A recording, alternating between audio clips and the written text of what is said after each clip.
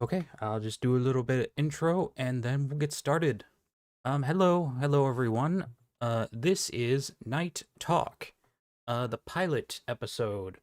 This is a sort of new thing that I'm going to be trying out. And if it does, if people like it, well, maybe I'll do it again in the future. I'm met with Leaf Blady here, who reached out to me a little while ago, who is working on their own video, which would be coming out in the near future. So, there was some other things that they wanted to discuss in regards to Deltarune theories. So, here we are. So, welcome, Leaf. Please introduce yourself. Hi, I'm Leap Lady. I played Undertale in like 2016, a year after hearing all the hype. And then played Deltarune, of course, when it first came out. I wasn't really too much into the theorizing thing until like chapter 3 and 4 came out, and then suddenly I felt like I had some idea where this game was going after I saw the sword roots, and I felt like no one was really noticing the things that I noticed, so I wanted to try looking deeper into the game to see if I could find some stuff. Awesome, yes, and that is probably one of the things we're going to be talking about today. This is going to be an open forum. I haven't really done this before, so forgive me if I say a lot of ums or filler words. But I have my Uh, notes. I have my notes. Leaf has their own notes. So hopefully at the end of this, we'll have something cohesive. I was gonna say I'm pretty bad with filler words too, so don't worry. Okay. I admittedly, I don't have a whole lot. I have like one small theory thing to talk about and one bigger thing to talk about. We don't have to stay on like a specific topic or whatever, but I think we mentioned talking about colors. So I named this episode the Deltarune, the many color theories of Deltarune, or something like that. So Mhm. that's going to be like the quote unquote main topic today, the colors of Deltarune, how like colors change and whatnot. So we don't Yeah, have to talk about that specifically, but so yeah, if you'd like, would you like to start? sure. Um, Here, do you want me to start from some of the smaller stuff I've noticed about certain colors, or do you want me to start from like the main big thing that I Oh think I noticed? yeah, we can start small. There's no pressure. Uh, Um, I guess something interesting I've noticed is that gold seems to be a color of death in Deltarune. Hmm. We have the golden statue of Birdly and the golden statue of Tenny you can win from the gotcha machine. Mm-hmm. And and as you know, both of them, can die. Like, it's not like, they don't seem to literally die, like, Burley's in the hospital, and, Tenna, even when he's, not saved and his TV is smashed up, it seems like Susie seems to indicate that there's some possibility of them being saved or something. Mm-hmm. They just couldn't do it then. Um, but, this also, seems to go with Jackenstein because, during their board, you're collecting, treasure, gold. Um, it seems rather interesting. Like gold doesn't actually come up like too much. Like when I was looking through the you know, oftentimes I like will go to the text dump and like just literally look for keywords.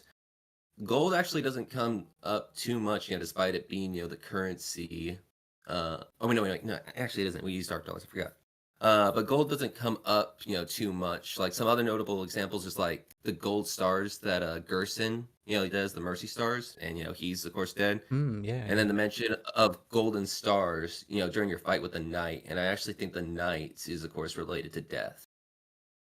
Yeah, yeah. The knight is seems to be an entity that, at least it looks like to me, isn't necessarily like how do I put this? We don't know for sure, obviously, but like from what the how the knight is presented, they don't look like they're 100% alive, but they're not necessarily dead. There's that Mhm. moment at the beginning of their fight where they do this like roar, and they're like their chest opens up, and it's kind of like all body horror and whatnot. Yeah, So it's like, yeah. it's like, it makes you wonder, is like, is the knight actually alive? How would they even be able to do that?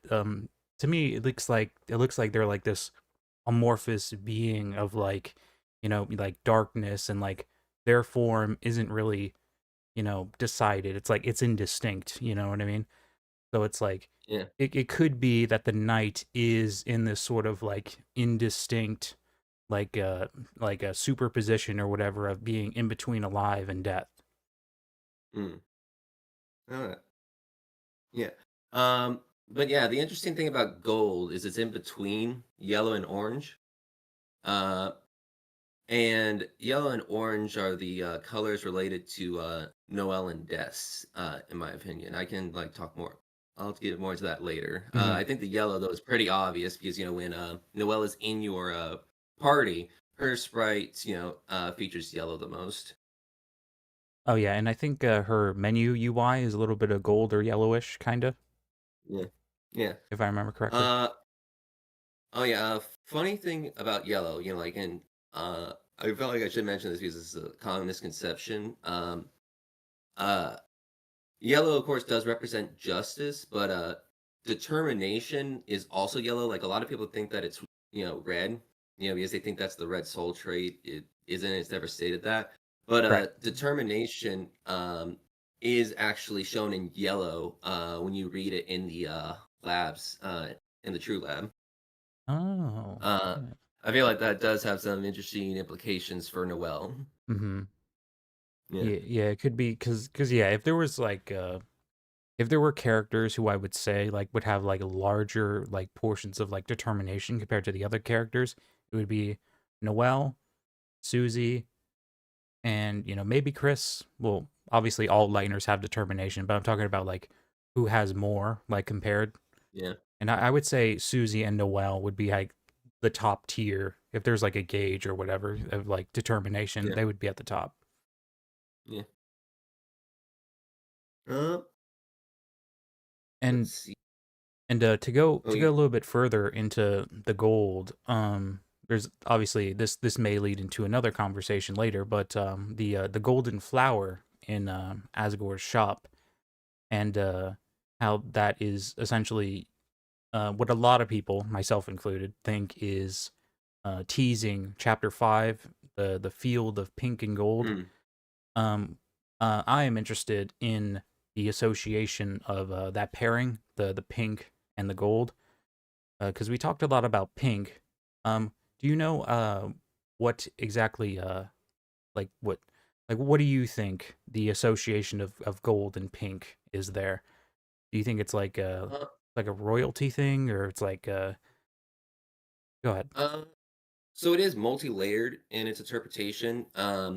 I think the thing that pink most likely stands for, though, is love. Um, it's so love and determination is the combination of pink and gold. You even see this in like Chara's final speech at the end of the genocide routes, where they talk about each time a number increases, HP, attack, defense, all that stuff. Mhm. Love. One of the things they mentioned that is sort of weird there though is gold. Um, you know, uh, I never would think like Chara is someone concerned with gold, like when you see on the genocide routes. But gold is actually like yellow. And the other stats, they are, they increase love, you know. So that's the pink and the gold there. Mhm. Uh, so we see in Friend and others that usually there's this association, like I think of getting like stronger, essentially with them when you see the pink and the gold together. Um, I feel Spamton, of course, has the pink and the gold, and he was granted strength. He was seeking strength in order to, get to the light world. So I feel like that seeking of strength in order to, either break free from, your chains or that kind of stuff is something important to pink and gold. But again, there are many things that the pink and the gold can describe. Like, pink and gold is also used for the sparing in Undertale. Um, uh, let me look real quick through my notes because there was something else. Like pink is also a color, associated with Susie. Susie and Noel can also be like, the pink and the yellow. Um, Right, yeah, and I think something interesting to note, it's like a little detail. I don't think it means too much, but when it comes to like how the characters change from going to the light world to the dark world, Susie is kind of like the one who changes the least, and she's still like this shade of like magenta or pink, because Chris yeah. Chris straight up turns blue, like all the way blue, and like Yeah. Susie, she's like purple dragon monster, right? But like Yeah. she doesn't change too much in regards to Chris. That might mean Yeah. something. Maybe it doesn't. Maybe it's like it, it Yeah. it's just something to keep note of. Yeah. I would say. As for like the gold flower specifically, like looking at that, it's obviously meant to parallel the 7 human souls in Undertale. Oh wait, sorry, the 6 human souls in Undertale plus Flowey. Hmm. So to me, the golden flower would then uh, represent either the angel, or someone who has like gathered the 6 traits. Because remember the ball game, in Undertale, right? Yes, in right before you Yeah, get to Snowden. yeah, yeah. To me, I've always taken that mini game as something that is basically meant to be akin to playing the game of Undertale. You play it again and again, and you can very rarely get the red one. You have to keep trying again and again. It's your determination to get the best result. Um, and when you do, it tells you that you put the traits of all the other 6, flags together in order to win ball game. Um, and to me, again, someone who's putting those 6 traits together in order to, win the game, like win the game of Undertale, I feel like that's maybe akin to like what the gold flower is, representing, like someone who gathers those traits to, like win the game. Hmm. Yeah, You know, yeah. we can be interpreted as the angel, like winning the game, at the end. Um, yeah, Yeah, and the like the orientation of the flowers could be like indicative of this too, because the golden flower is in like the center, and it looks like all of the other yeah, flowers are kind of branching off from it. So it looks in a way like either like the flowers are like coming off of the golden flower, or maybe even there's a chance for the flowers to be absorbed into the direct golden flower. So even like the orientation can be like indicative of that, of the golden mm, flower, like yeah, either combining the efforts of all the other flowers, or like connecting all the other flowers together. yeah. Let's see. Um, one other interesting thing. So, gold. Gold is of course a color. Another color, though, that you think of after gold is silver, though, right? The gold and silver metal. Hmm. Um, Silver is something like strongly associated with Noel. I like every single mention of silver I find is basically in some way associated with Noel. Hmm. Um, yeah. First off, is of course the silver watch that she wears, which is rather important. Like you can use Yeah, them. yeah, yeah. Yeah, You're right. yeah, yeah, yeah. You can take it from her. And there's even the scene during the weird route where she'll comment on it and that kind of stuff. Um, then next we also had the silver card. Now the silver card doesn't strongly associate with Noelle, but the fact that when you equip it to her, she says it goes with my silver watch. Again, it's Yeah, something that yeah. Drawing attention um, to silver. Yeah. yeah, draws attention to silver. Then there's of course the silver drake that she fights during with whoops in the hospital with Rudy. Um, which I feel like is going to be hinting towards something in chapter 6. I can get into that a bit later since it's a bit complicated. Right. Then we also have the Rhapsody, which is described as a silvery drink made, with hymns. I forgot how exactly it is, but it's basically alluding to the prophecy. Um, but something notable about it is that it heals like 115 HP, which is such a weird number, right? Like you would think that after 100, they stop, with those fives at the end, right? Hmm. Yeah. Yeah. Yeah, It's like but a Go ahead. But if you break it down, you get 11, and 11's, been taking up some real relevance. And then at the end, 5, for Noel. Uh, Noel even mentions that when drinking it, that she feels a bit, forgot if it was sad or something, but let me make sure I Um, get the exact quote up here. yeah, I decided to pull up the wiki. And Yeah. oh, Yeah, when you use it on Noel, she says that Chris would never join the choir. And then oh, Susie even says it sounds kind of like Noel.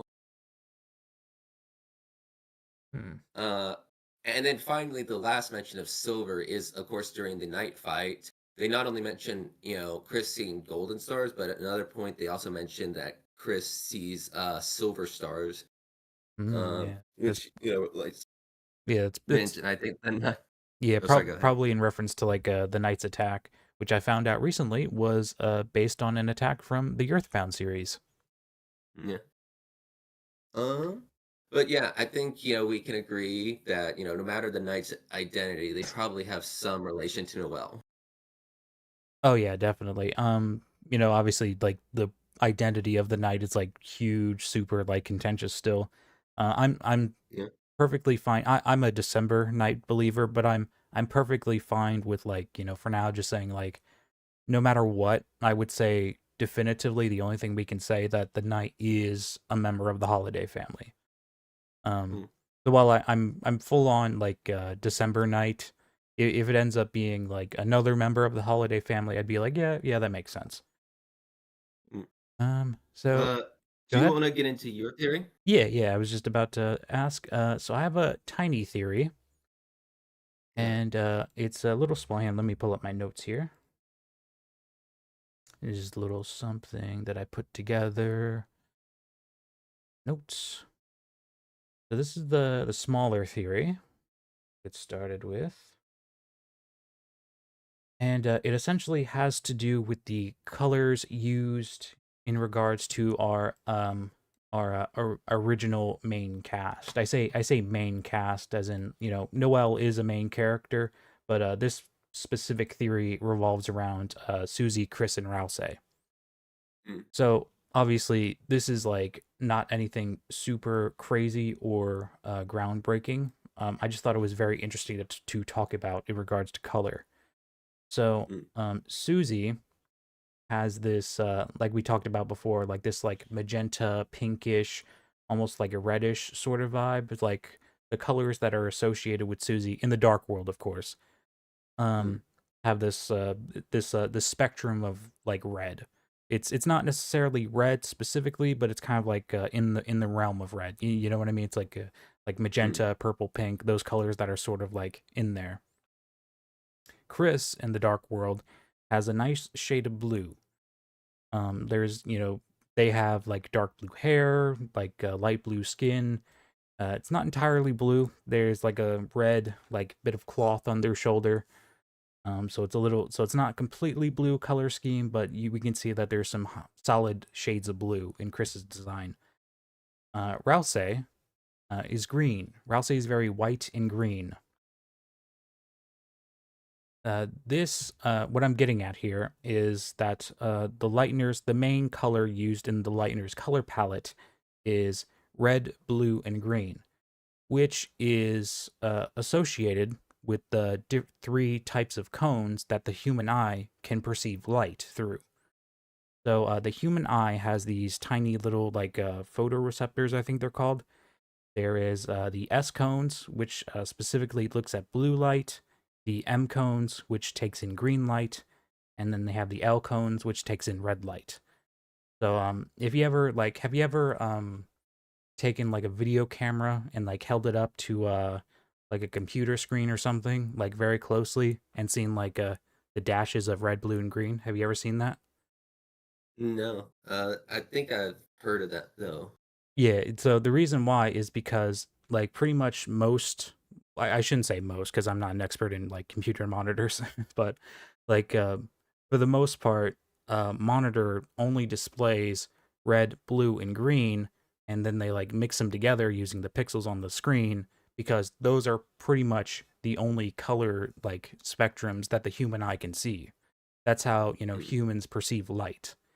And I thought that was very interesting that our main cast can be attributed to RGB when that is, light. That is how like people perceive light in general. Like the human eye can distinct, shades of red, blue, and green, and that's how we make up the color spectrum. So I feel like that Yeah, was a nice little nod to like, just how people perceive light with their eyes. yeah. I was gonna say if we're getting into the color groupings, I actually have some thoughts on that myself. Um, I do want to mention real quick because I forgot this for the gold section. Mm-hmm. The dark gold band is also an interesting item. It's an unused item. Mm. It seems to be similar to the dog coin and the glow shard in that it's an item that you just sell, and its chapter one value is $100.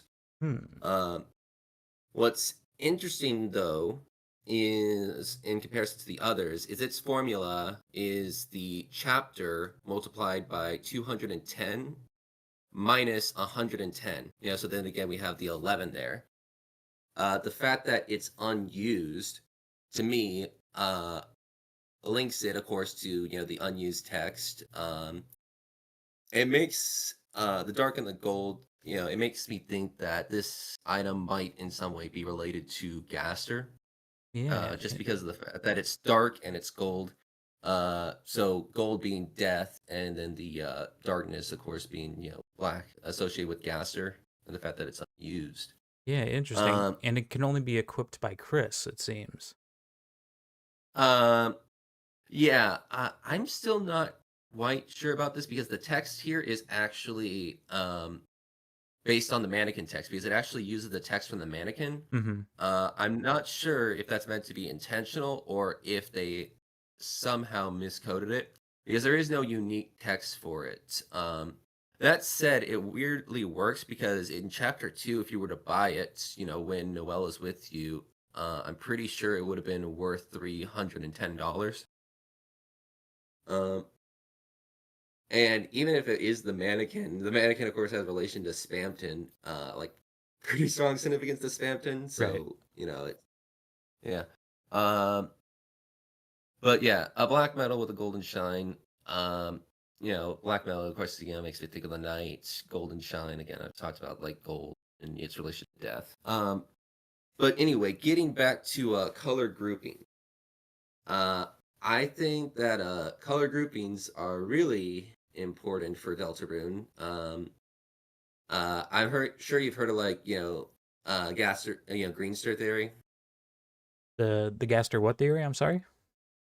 Green Gaster, green stir theory. Green Gaster.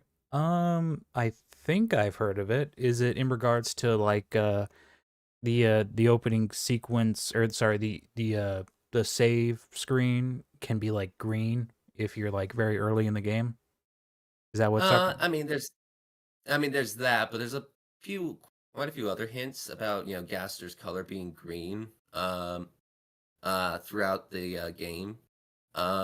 Some things like notable is like in between, Sans and Papyrus's room, you see a photo or portrait of a bone, and then it has a green background on it. Hmm. Um, yeah. Then there's also the fact that, and it's actually been a while since I've actually done green gas. Looked at it, but on the doors, between A, B, and C, for the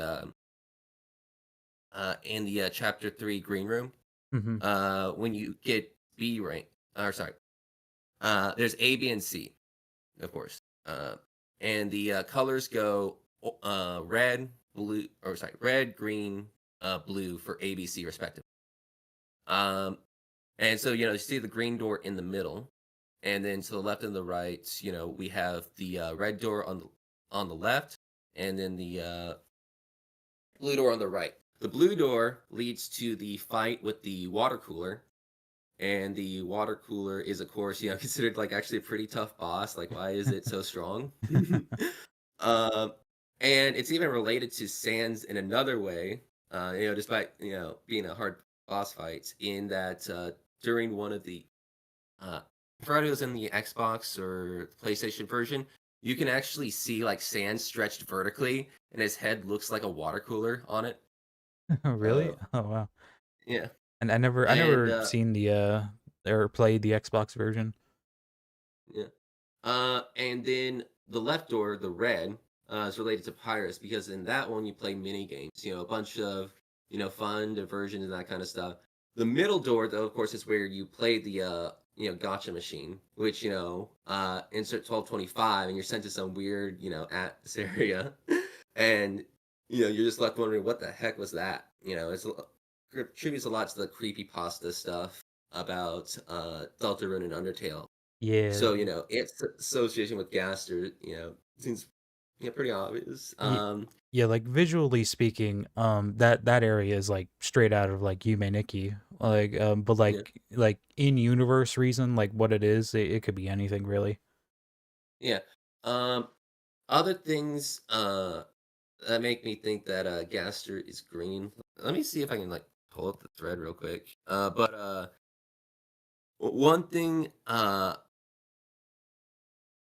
one interesting thing I found is that every time you return the egg to a place, it's actually somewhere next to like a green pickle. Like in Asgore's shop, you see the pickles there, and then in Santa's shop, you can also, of course, uh, he also pulls up pickles for Asgore.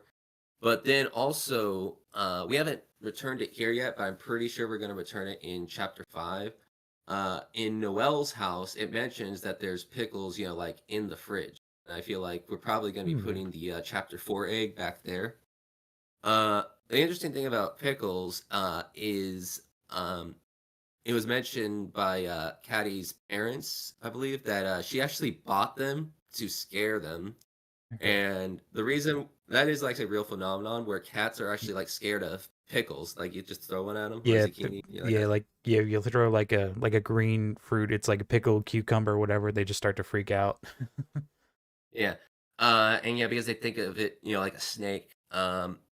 And of course, that relates to Jockington. But the fact that we see the egg return there, which is something of the Forgotten Man, makes me think. And then it's next to the pickle. I feel like it's kind of like almost a reunion of like Gaster and the Forgotten Man.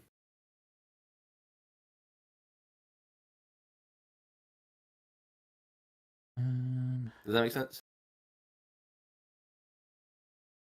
I'm sorry, I was trying to find something, but yeah, you were talking about the like in regards to like the returning of even like in chapter 4 when you return it to the diner. The diner is like a place where they sell food, so it's totally possible that there's pickles in the diner too, because there's that Yeah. one dialogue when it's raining, where you return the egg to the diner. There's like the man inside the diner, um, and Wait, you return? go ahead. Oh, I don't remember us returning an egg to the diner. I feel like we only can see that the man is inside the diner, Well, right? don't you lose the egg if I remember? So like the chapter 3 egg, you don't ever return it. It's really weird. Like it's one of the Hmm. biggest mysteries. You just go to the school and you'll actually see that the egg, is there on Birdley's desk. Right, yeah, yeah. It goes back to there when I said return, but I shouldn't have said return. It's not like we're putting it somewhere and it stays there. It goes to like Okay. the thing to like track it. But like yeah, what I was saying is like there's probably it's a diner. There's probably pickles in there too. So Yeah. it fits right. Yeah. Yeah. But let's see. For Gaster is green, like, and then also they mentioned like in between. So you know, uh, some people have basically mentioned that, hey, Papyrus and Sans both made snowmen in Snowden. Like you can see that lump of snow that's supposed to be Sans, whereas Papyrus made like a statue of himself out of snow. Yeah. But then the only other snowman there is the one that you can take a piece of and take it to the surface. And it's one of the only things that it's one of the things that Sans will comment on that you made a snowman happy. But the way it's phrased, please take a piece of me, to the please take a piece of me to the surface. It feels again related to one of the Gaster follower dialogue where they mention uh, where they mention that they're holding a piece of Gaster, right here in their hand. Um, Hmm. so if that snowman is meant to, represent like Gaster, us taking a piece of them with us, to there. Um, the snowman that was supposed to be in between the others, but yeah, has been like, stripped from that. I feel like that was an interesting idea. Again, it's really weird because it's the only other thing I think of where it's like taking, where it's mentioned like taking a piece of someone. Y- Um, yeah, cause that's the whole thing with like Gaster, especially in Undertale. He was split into several different pieces, so in a way, his pieces could have been spread like throughout pretty much everywhere. So technically, you could say like there are several different like how do I say this? There's several fragmented bits of Gaster across like all of like Undertale potentially. So he could be like yeah, anywhere in like the game files and in the snow, in the water, in the water. yeah. Um Uh, go ahead. but yes. So going back to color groupings because that's where I started this whole thing. I actually think that the Fun Gang and Noel are meant to be considered one grouping. And they are meant to be the colors for, printers, that printers use for making copies. Hmm. Cyan, yellow, magenta, and keystone. Chris, Noel, Susie, Rouse. And from your avatars, from the avatars and the pics or during the battle screen, I feel like it's pretty easy to see that. It goes cyan for Chris, magenta for Susie, and then keystone, black for Rouse. And then when Noelle, she's listed second. So uh, I feel like in chapter 6, we're maybe going to see like Noel replace Rouse on our party, and then it'll be Cyan, Magenta, or sorry, Cyan, Noel, Yellow, and then Susie, Magenta, CYM. Um, and uh, so the idea that they are being associated with copies is interesting. Like Rouse is of course uh I actually feel like he might be, like a copy of Azrael. Of course, he's made his own unique identity and that kind of stuff. But I Mhm. feel like how he's come about is, through, sort of a copy. Um, Rouse, I actually feel like, Chris is, like when Chris wanting to like specify how Rouse is like different from the rest of the family kind of shows that that he doesn't want Rouse to be just thought of as just like some copy, that kind of stuff. um Yeah, yeah, totally. yeah, there's I know there's a few instances where like either Susie or even Rouse himself compares himself, or well, when it's Rouse it's kind of left like vague. There's like two instances where like Rouse's appearance is compared to Azrael, and then like Chris goes out of their way to like point out the differences. To yeah, like when Susie points out yeah, the image on the refrigerator, Susie gets up. So you can stop pointing out the differences. I see it. So it's like yeah, there is like a drive for Chris to be like because visually, even though we haven't seen Azrael in Deltarune yet, we could make the assumption that yeah, Rouse looks very similar to either Azrael or just like a member of Chris's yeah, family in general. So it is yeah, interesting that Chris specifically wants people to know like, hey, Rouse is separate. Rouse is yeah, Rouse. That's also like, yeah, one of the options, the dialogue options you can choose in chapter 2, I'm glad that Rouse is Rouse. Not like, yeah, copy of Azrael, but Rouse is Rouse. And, yeah. and and I think that's really um nice. It speaks to, Chris and how they appreciate people who don't necessarily know everything about themselves yet. yeah. But yeah, those are the colors associated with making copies in a printer. Now, Sans, Papyrus, and Gaster, they would be red, green, blue, RGB, the colors for observation.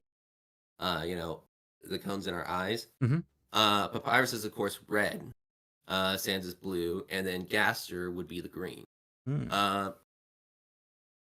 Uh, it's often, it's usually listed as RGB. Again, we've seen that pattern, of red first, green second, blue third, Mhm. uh, and Gaster being the man in the middle. So, uh, oh yeah, I forgot. The reason why green was also significant was because there was on the light world is mentioned that there's no green crowns here, and then we see a bunch of green crowns. Chris sees a bunch of green crowns in their drawer in their room. Mm. That was another thing. Like, I feel like Gaster is present, like in the dark world. Uh, that's why we can see the green crowns. Like his presence is there. Yeah.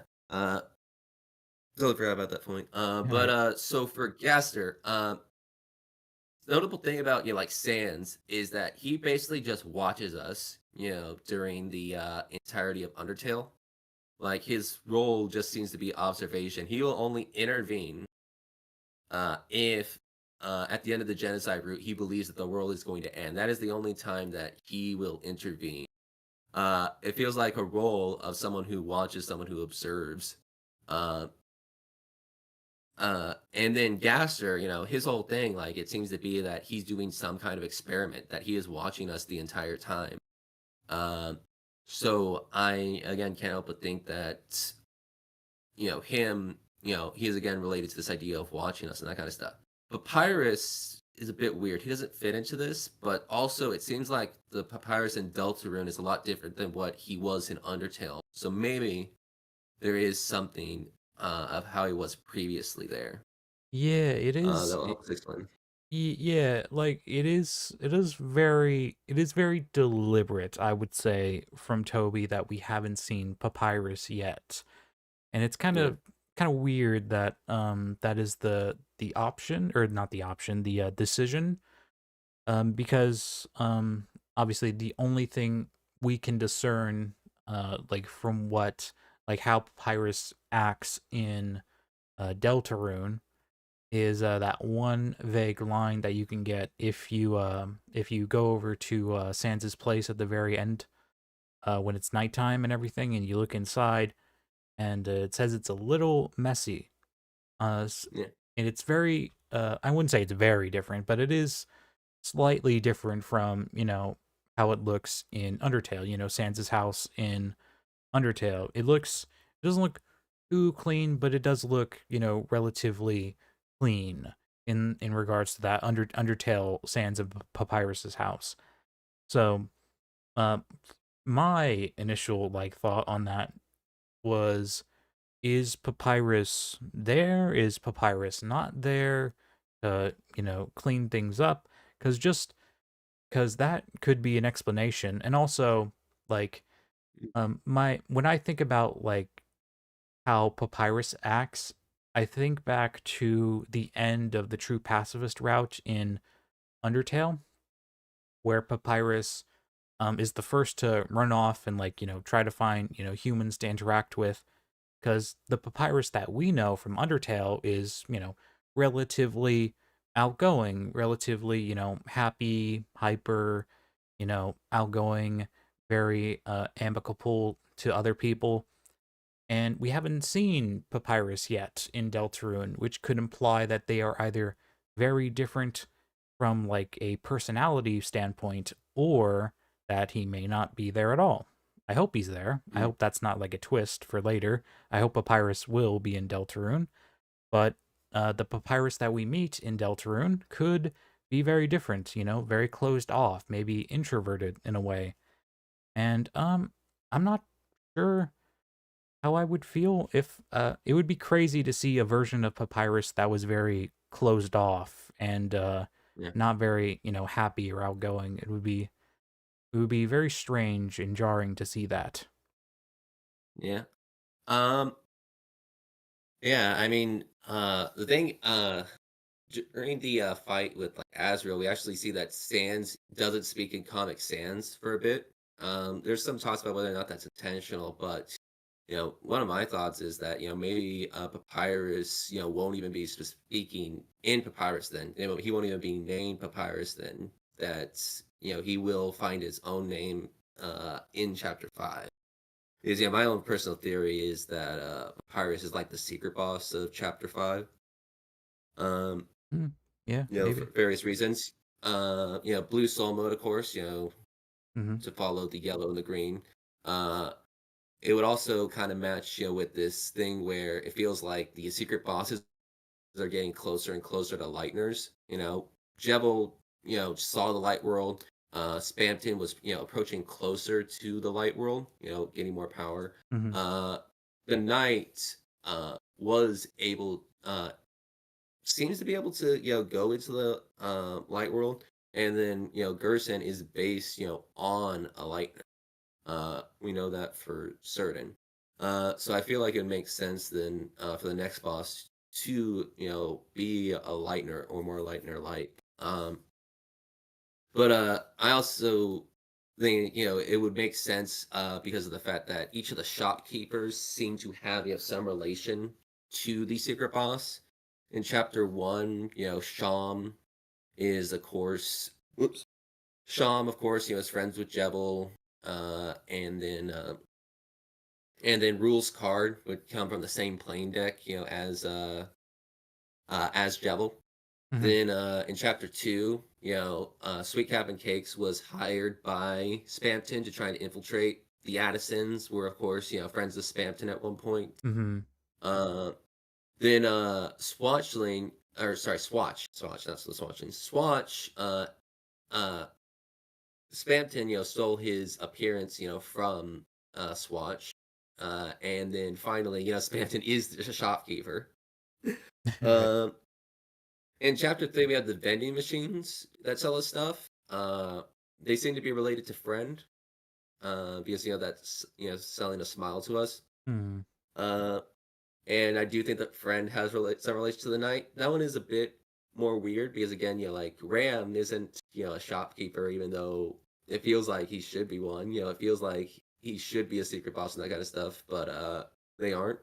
Yeah, Ram Uh, is like super like wild card energy. yeah, Ram is just there to do a thing, and it's kind of weird. We don't get to take Ram with yeah, us. yeah. And then finally, Gerson is of course the shopkeeper and also the secret boss. So for chapter 5, I feel like the shopkeepers that we're going to see are actually going to be light rollers. And the reason I think this is because of the fact that two of the names mentioned, during the intro sequence, that the Goner Maker will say, very interesting, that kind of stuff, or an interesting coincidence. Forgot which one it was. Is if we enter Sands or QC. Uh, Hmm. and QC is the counterpart to the Snowden shopkeeper, Hmm. who basically gave us, lore about, hey, this is how Sands and Papyrus, came to, just showed up one day in Snowden. Yeah, that's true. Um, And yeah, technically, Sans is also a shopkeeper. He can sell you yep, hot dogs in Hotland, I think. yeah, yeah. Some people have said it's going to be Sands, and I could see it being Sands, but I feel like Pyrus would be the better choice. He mentioned having a special attack that he never used in Undertale. Um, so Yeah, it'd be yeah, a good that's true. opportunity to Yeah, see that. yeah. The Yeah, annoying dog came in and took it away. yeah. Let's see. I Um, like to think that's like conceptually that's Toby being like, no, no, I'm gonna save this for later. You guys can see this in the next game. yeah. Um, but so yeah, I mean, RGB, again, I feel like that's related to observation. I feel like we'll probably be helping Papyrus, become Papyrus in there, and I feel like that's gonna thus mirror Rouse becoming, Rouse making their own identity. Hmm. Uh, because I feel like that's of course Rouse's whole deal. Like, it feels like a lot of what they've been telling us is, hey, I think things will work out if we're, just kind and that kind of stuff, like at the start of chapter 1. And then, later on he struggles with that. I don't think, just being kind is enough. But he still wants to believe that there's some way to go against the prophecy, that kind of stuff. Uh, And I feel like, so his whole deal for chapter 5, because, we had, an arc for Susie across, chapter 4, pretty strong arc, with the secret boss. It's going to be, Ralsei finding their own identity with, Pyrus. Because again, they, both have some interesting parallels, both, have scarves. But, well, I mean, in case of Pyrus, it's a cape, but a lot of people mistake it for a scarf. And I feel like that would be, pretty perfect as, like a weapon for Rousey. Um, One other thing of note, though, about like Papyrus, is that his scarf is actually more of like an orangish red. Uh, I, Hmm. I mentioned it before, but I think that orange, has some association with death. So it almost makes me wonder if, um, this is like a really crazy conspiracy theory for me, but it almost makes me wonder if uh like Papyrus died in the past and was brought back to life. Um like I feel like the shadow crystals might have the power to help uh something traverse from the dark world to the light world. Hmm. We kind of see that Spanton believes for some reason that he can reach the light world as he is. And we've seen certain items be able to do that, like the black shard, is the black shard in both the light world and the dark world. The egg is both the egg and the light world and the dark world. Uh, if a darkener was strong enough, that could literally just mean that, when they exit the dark world, they'll still be themselves. And maybe the shadow crystals are what would give them enough power to do that. Yeah, Um, and Again, go ahead. uh, but they might be that it comes at a cost. Like when others seem to have gained knowledge about the light world, like Jebel and Spamton both seem to have, like just gone, kind of a bit loony from that information. And then Gerson didn't use the shadow crystal, and he still seems, perfectly, sane. So maybe, the cost would be, in some form of your sanity, and that's why Papyrus, is like so depressed right now. Like something was taken from him by using the power of the shadow crystals. The like we said, the shadow crystals. Um, the very interestingly, you probably know about this. In a recent tweet from Toby, there was some like dialogue that was teased from Sham, Mm, and it was kind of like it wasn't deliberate, like it wasn't specific, but it was kind of alluding to the idea that the shadow crystals were like physical manifestations of determination. Do you remember? yeah. Have you seen that? Yeah, I've seen that. Um, yeah, I do find it interesting. I feel like the shadow crystals are basically the discarded hopes and dreams of Lightners Yeah, that are yeah, manifest through their tears, uh, just because of how they seem to be presented. Um, I can go over that real quick if you want. yeah. I was just about to say the like the shadow crystals, if they were like just like straight up pure like representations of like determination, this could be like the determination that was given to like every specific darkner that you defeat, because like you were saying with like the secret bosses, the they something happens to their psyche. It's like the presence of determination is almost something that they can't handle, or they can't handle it in like a concentrated way. So whenever a Mm, darkner gets a shadow crystal, they become a lot more powerful, but they also start to kind of lose themselves a bit.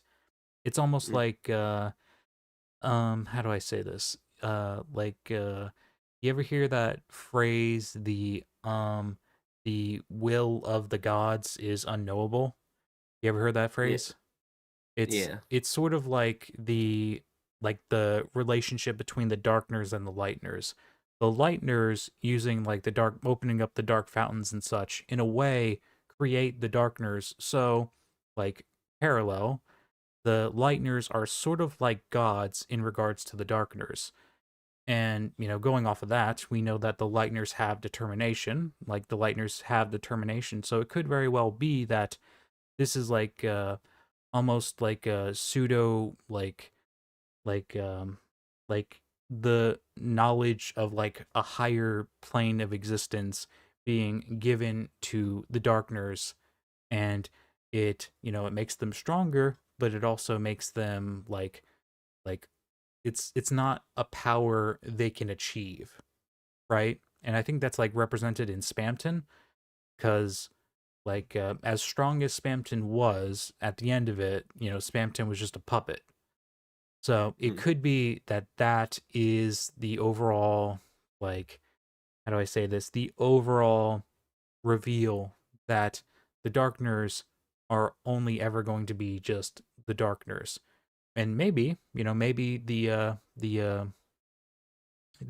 resolution to that could be Rouse, maybe being given some determination for himself, and maybe breaking that pattern, Yeah. maybe breaking through, and then maybe Rouse can join the Lightners towards the end. Um, Mm. that's just my little mini theory about how the shadow crystals are. But go ahead. Yeah. What were you going to say? Yeah.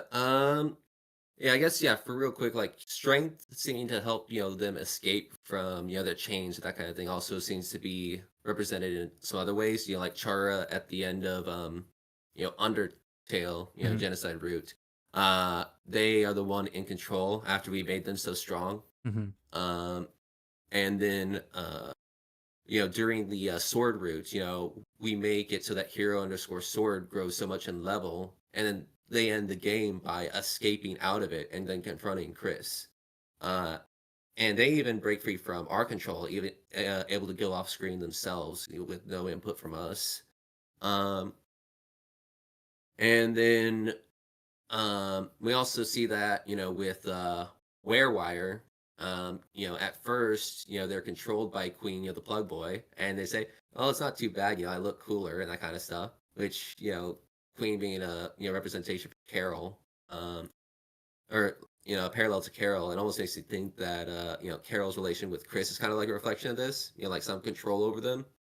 Uh, But then, later, it's like we see Wire, and there's someone who's like taken in the wire themselves, basically stripped free of the control, like getting even stronger made them able to strip free from the wires connecting them to Carol, or to the Queen, uh, which has some interesting implications I'll get into a bit later. And then finally, there's Bloxer, who's red, like it's like really red. And we see in hometown, or sorry, not hometown. When I say hometown, Castletown, that they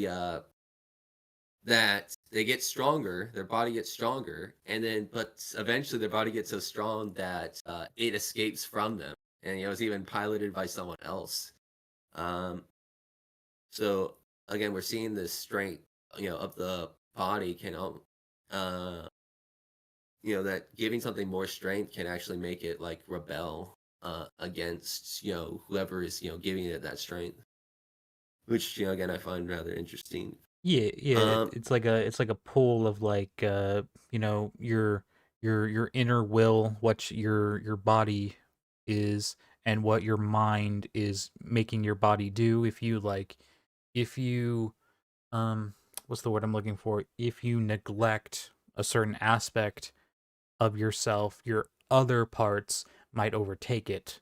Like maybe it's like a implication of like your own like your determination, like maybe like to get stronger, like overtaking you, so you become more like animalistic in a way, that you just like, mm, instead of like thinking about what you want and like going to achieve it, you start acting purely on just like what you want to do. Like yeah, it's kind of like the weird route in a way, where like yeah, the player is forcing, Chris and Noel to do these things, and Noel has that line where like, fine, you just want to see what happens.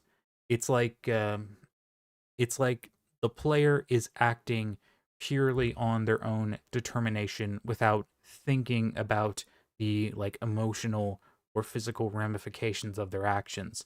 They just want to see what happens.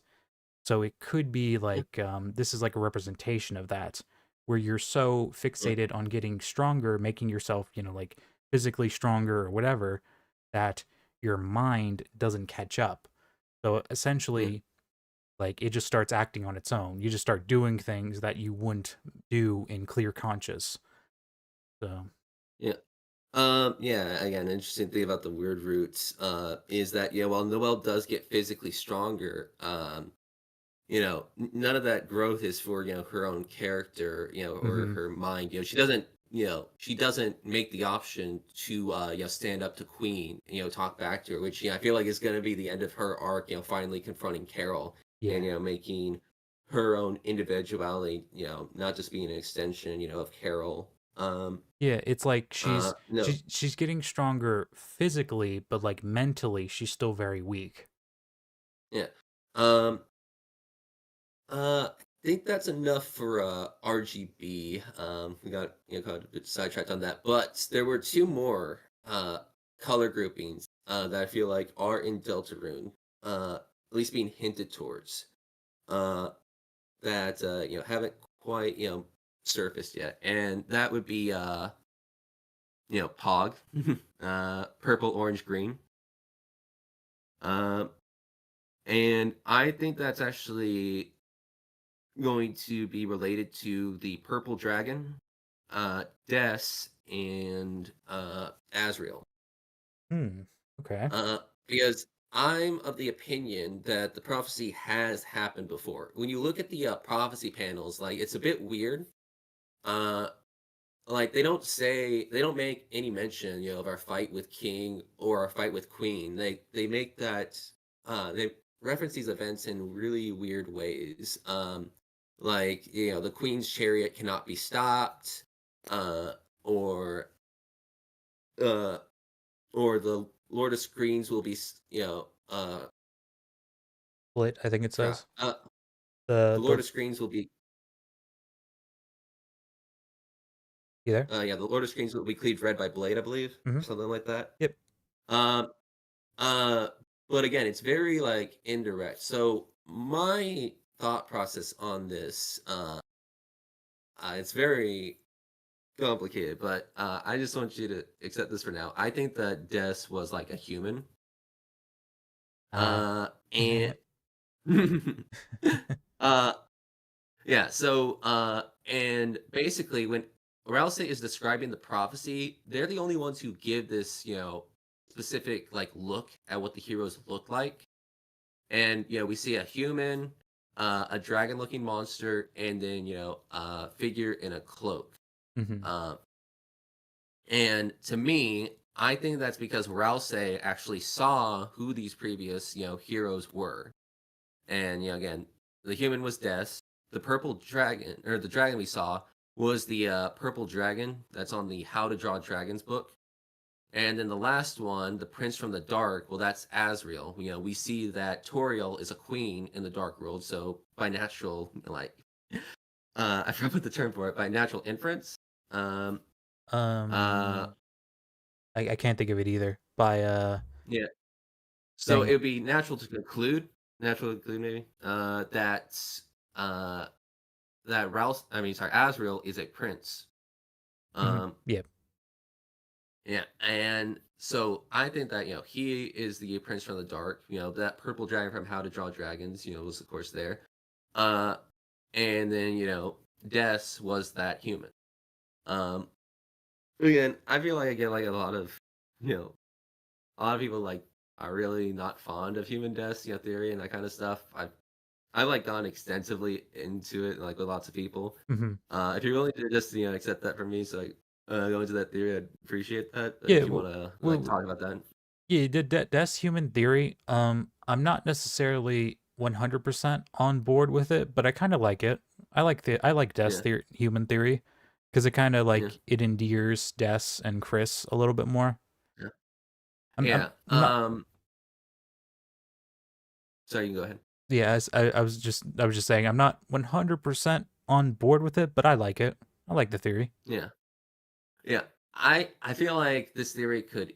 I really wish we could see if there was actually like a toilet, just in the class, or sorry, in the school in Undertale, or even just see inside any other house besides, uh,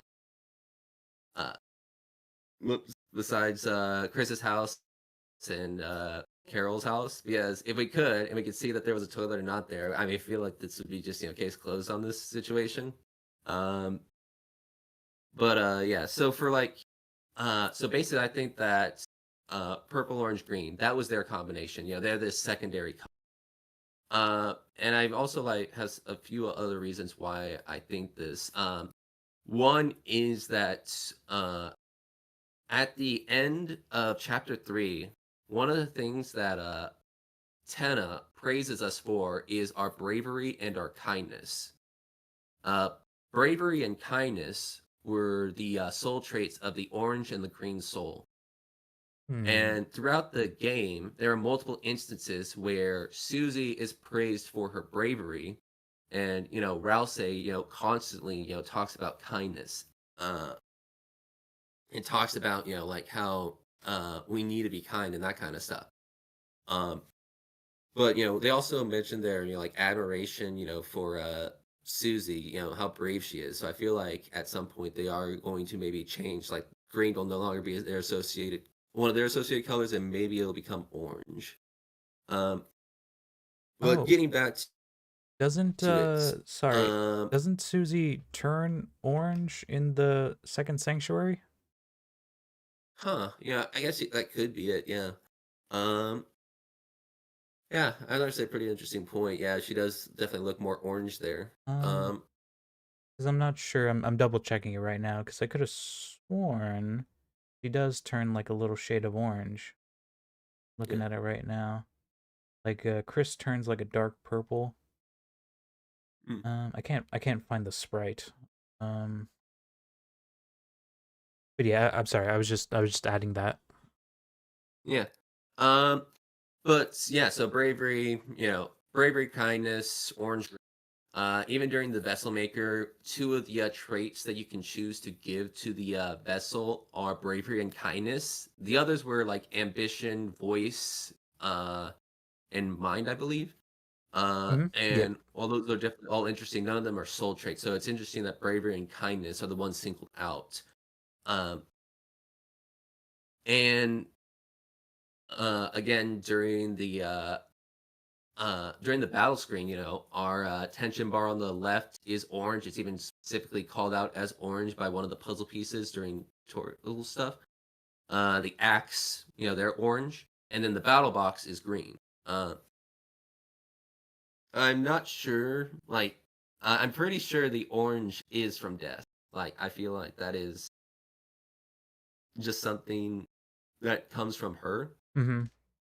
In some way. The battle box being green, I'm not sure if that's more in relation to like Gaster or if it's in relation to Azrael. Uh, but again, uh, this also like goes back to the light puzzle. Do you remember the light puzzle in chapter 2? Um, what area is it in? It's in Queen's Mansion. The light puzzle. I bet if Yeah, I bet if I saw it, I would remember it. it's where you put all the pieces together to fit Uh, into yeah, an yeah, object. yeah, yeah. I remember. It's when you get out of the cell. Yeah, I remember. Yeah. Yeah, Mhm. yeah. In that, you actually see 5 puzzle pieces, from the light. There's, there's what looks like a purple house, Mhm.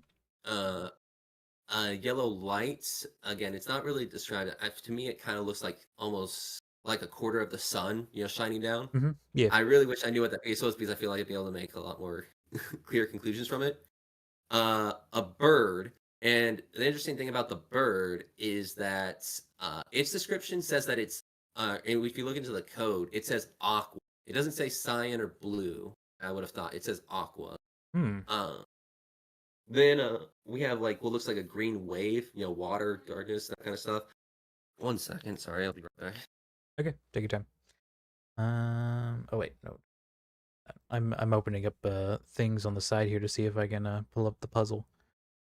Um.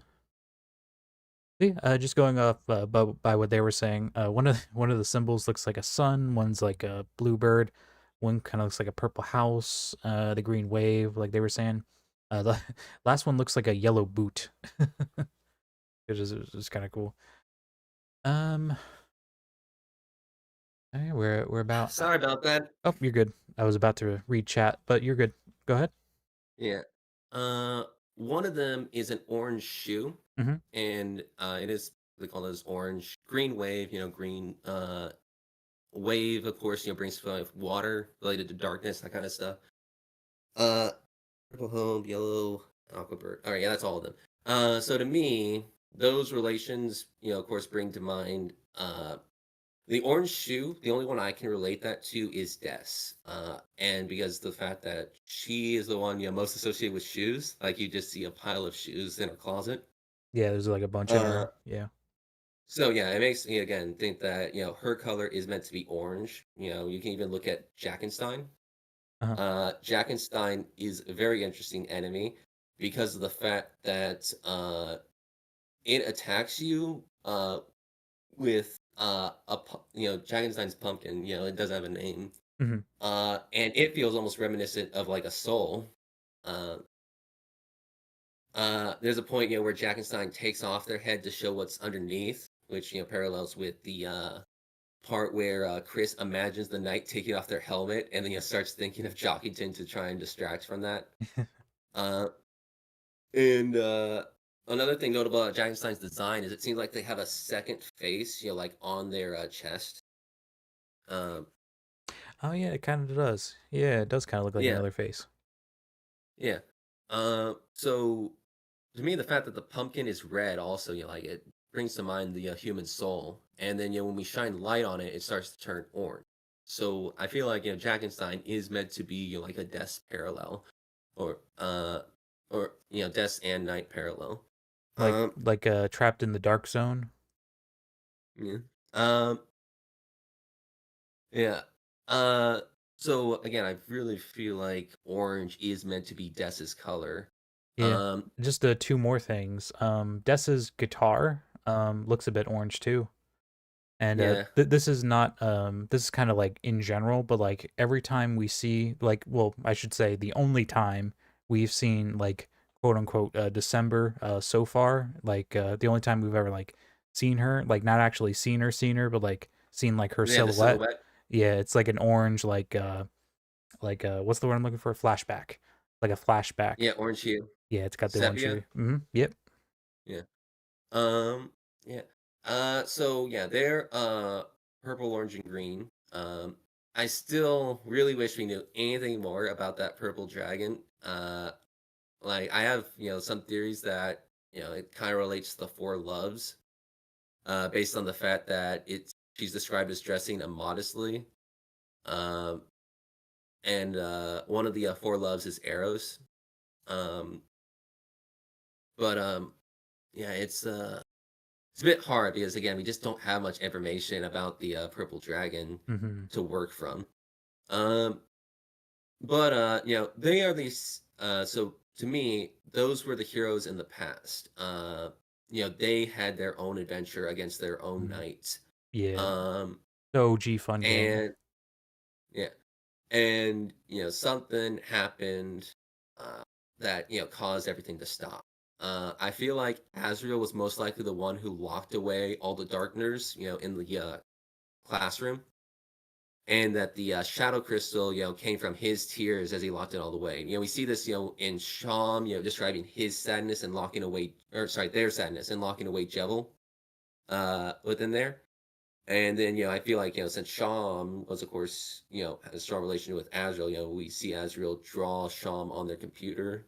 Uh, uh, that, again, it's a darkener to lightener, comparison that Azrael now feels sadness locking away everyone. That causes him to cry, and that's how the shadow crystal that, Jebel gets is formed. Um, this would also, of course, uh, oh wait, I forgot to mention, like in chapter three, like the reason why I think like the shadow crystals are tears as well is the of course the bitter tear from chapter four, that library, and it mentions it looked like glass. Shadow crystals look like Hmm. glass. But in chapter 3, one of the things the knight does right at the start of the fight also is cry, and I think that's when their shadow crystal was formed. Hmm. Uh, chapter 2 shadow crystal that would have come from Metaton, or the ghost that would have become Metaton, but can't in this world.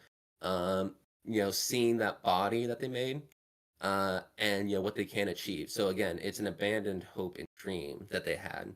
Hmm. Um, and then chapter 4, the thing is, the shadow crystal, Gerson finds it in their desk.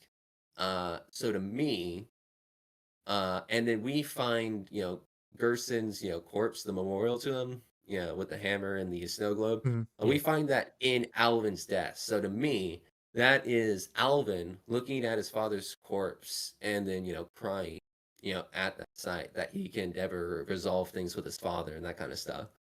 So Oh, yeah, that's why yeah. I think the shadow crystals, like are abandoned hopes and dreams. And it would fit pretty well with chapter 5, again with Papyrus being depressed and that kind of stuff. If the shadow crystal either came from him or from Sans, uh, over the situation. Uh, excuse me. Yeah, Um, yeah, that is pretty interesting to think about. I don't think I've ever heard the shadow crystal is tears theory. That sounds pretty good. That sounds pretty interesting. yeah. Yeah. And then finally, I talked about, like Pog, the secondary colors. Finally is, of course, the primary colors for painting, which are red, uh, RBY, Hmm. red, blue, yellow. Yep. Uh, and this is where I'm gonna get, like even more conspiratorial than before. Um, so red, blue, yellow. The first things I think of course, are Chris, or sorry, the Soul, Chris, and Noel, right? Okay. Yeah. Yeah. The Noel's Yeah, yellow, Chris is blue. Yeah. yeah. Um, so the reason why I'm gonna get in conspiratorial here is it feels a bit weird. Like they're the primary, so you think that they come first, right? Hmm. Primary first, and Hmm. then the secondary colors follow. But I mentioned it before. Hey, it seems like in the past, it was Susie, Rouse, and the oh, wait, sorry, Susie. Why did I say that? It was Des, Azrael, and the Purple Dragon. Yeah. And now we have Chris, Rouse, Noel, and Susie. Um, so it seems a bit backward. But I was thinking maybe even earlier before that. I mentioned before that CYMK copy, that maybe the Chris and Noel that we are seeing, aren't who they were in the past. Is there are some like interesting implications for them being copies. During the chapter 4 scene, it mentions that when Chris is washing their hands, that they see a gray crease between their fingers, Hmm. which of course brings to mind the copies are monochrome. Hmm. If the Chris we're playing now is a copy of like the original Chris, that kind of stuff. Uh, that would be one way to think about it. That they are a Chris who was colored in with care, and that's why they are as they are now. And why their color now is cyan and not blue. Hmm. The original Chris was blue, and this Chris now is cyan. Uh, I've always found like the cyan soul to be a bit weird. Like all the other colors, are just the regular colors we think of, in elementary. Red, green, blue, yellow, orange, purple, and then we have cyan, which kind of sticks out. Yeah. If Which you were to think that one of those colors is meant to be a copy of one of the other ones, you would think cyan, right? Yeah, it's like that weird middle ground between blue and green. It's not like Mhm. a solid color. It's like a mix. Uh, so yeah, I mean, there's also some other weird stuff that makes me think that Chris might be a copy. There's of course the fact that Chris since chapter 1, that kind of stuff, that they weren't Chris before then. Um, there's the fact that they look at the letter, you know, in Rudy's, the get well soon letter, and they look at it and they look at their own name signed, and Rudy asks them, "Why are you staring at that? Don't you remember signing it, yourself? Or why Hmm. are you staring at it like, yeah, sign it?" Um, and when Noel, describes, at the fair, that Chris would like just shake the cage and scare her, during the conversation with Susie in Dessa's room. Uh, Chris seems to react with shots of this like they don't remember doing that, or they didn't think they did that. There's like a little exclamation point, like it makes their ears perk up, like, wait, did I do that? Yeah, Like yeah, it startles them almost. yeah. Of course, uh, it's um, And then uh, just to like go off of that, like there's like this very like short moment in chapter 3, and this is like it's debatable, it's kind of hard for me to tell at least, but like after the first part of the sword route, I believe, or maybe it's the second part, Chris like turns back like towards the camera a bit, and like to me at least, they look a bit gray. Like their face, it looks hmm, a little bit more gray than blue, but it's hard to tell. So the jury's yeah, still out on that. But to me, it always looked like Chris was just a little bit gray. mm, yeah. Let's um uh I lost my train of thought here. Oh wow, I'm There was sorry. Someone in chat just also brought up during the Titan fight or the Titan spawn fight, there's a text that reads, "When did you start being yourself?" Oh yeah, That that was it. That was it. oh yeah. Yeah. When did you start being yourself? Like, uh, when did Chris become Chris? Hmm. Uh, there are definitely some ideas of them being copies. That could relate it. Like some people have, I have. Part of this is based on like Guilty Flagon. He rebranded recently. I forgot his new name, but his theories on Deltarune, which I do highly recommend. But Chris, uh, the when did you be yourself is of course like a very big one. The other thing though, uh, I guess I'll just get back to that later. But one thing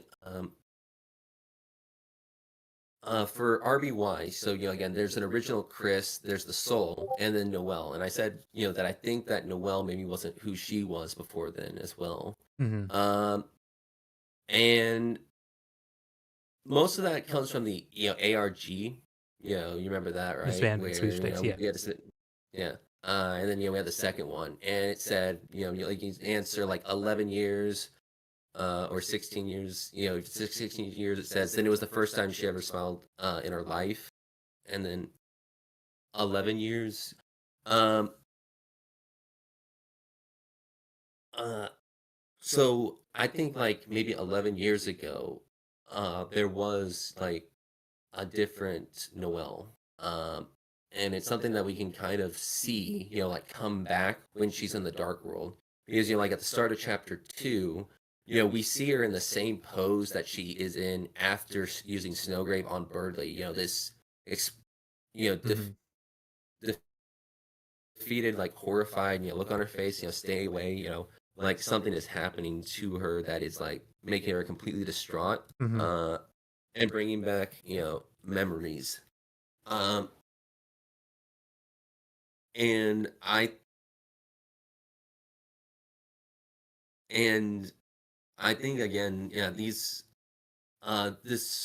version of herself back then is a different Noelle than she is now. There were some other interesting things, of course, when she looks at the Spampton shop, the metal door in the hill. Hmm. It of course brings to mind the shelter, which is a metal door, of course, on a hill. That's something, she comments on it being she comments on it looking nostalgic with a somber look. Yeah. When she sees the white and pink ribbon, she says they seem familiar. The white and pink ribbon, of course, white ribbon, goes with Rouse. Pink ribbon goes with Susie. And then I would think then by inference, in the past, these were worn by Azrael and Des. Because Des is, of course, the parallel to Susie. Hmm. And another interesting thing is that when you combine them, they become the twin ribbon. And Noel will comment that it's nostalgic. Of course, you can't see that since you can't make it while she's in your party. Right, right. But she comments the same thing on the door, nostalgic, that this is something she remembered, whereas the others felt familiar. So I think this is something that she wore. Basically, that she came up with the idea of fusing items by using Malleus, and that's how they got the twin ribbon. We even Hmm. see as a kid, during the Undertale 10th anniversary stream, we see Noelle facing away from us, Uh-huh. and she seems to have twin ribbons in her hair. Oh, does she? I never noticed that. Yeah, yeah, That's crazy. um, yeah. And so again, it feels very much like she does have some uh that either she's repressed something or she somehow got this new personality that is different than what she used to be. Yeah, Um, yeah, even if it's like emotionally, like you could like in a way interpret that like if there's uh intrinsic parts of her personality that she's repressing from like either like, childhood trauma or like some kind of like what's the word I'm looking for? Uh repressed, like she's repressing yeah, something from her past. You could inference that even like emotionally, she could be a different person compared to like who she would be if she remembered, what she's, yeah, desperately trying to forget. And even like in like even after, like you were saying, after she uses, Snowgrave and she gets back up, it almost seems like she's in this sort of like trance. yeah, yeah, like a trance, like a sort of like this passive state. I don't think she ever like looks at Birdly, so it's almost like she's in a state where she's not acknowledging what she's done, and then obviously we know she like walks up. She doesn't like walk towards Birdly. So I think that's also like a big indication of like something that happened that was like, horrible. Excuse me. Something that happened that was horrible, something that she doesn't want to think about, that she is like repressing. And that has, Yeah, resulted in the personality that she is now. yeah. But the other reason why I think this red, blue, yellow comparison makes sense though is because of the fact that that is associated with painting. Um, and during the chapter 4 egg room scene, we see Mm. that one of the things that Chris did for therapy was painting. Hmm. Uh, so and the red, blue, yellow is the primary colors for painting. Hmm. Uh, so this uh so this association, like isn't just, hey, here are some random color associations, like random three color pairings. This is something that would make sense for the context, given. Um Another interesting thing is that during the Weird Root scene in chapter 4, uh Noel mentioned wants you to guess, like which color that she's thinking of. And she mentions green or black, which of course brings to mind Gaster. Hmm. I mean, like green Gaster and associated. But the first one she mentions is red or blue. And a lot of people think, oh, red or blue, it's just pretty common colors, but that's would make sense if that is describing, Chris. Back then, the red of the soul and the blue that is their own color. Um, I I've kind of been thinking that this original Chris is meant to be the Kara parallel here. Hmm. Uh, and it would make sense then, for this red or blue, and then green or black to be setting them almost like as opposites, like two rather important people in Noel's life in the past. Uh, and these memories being brought back is what made her choose those colors. Uh, because whoops, sorry, because of the fact that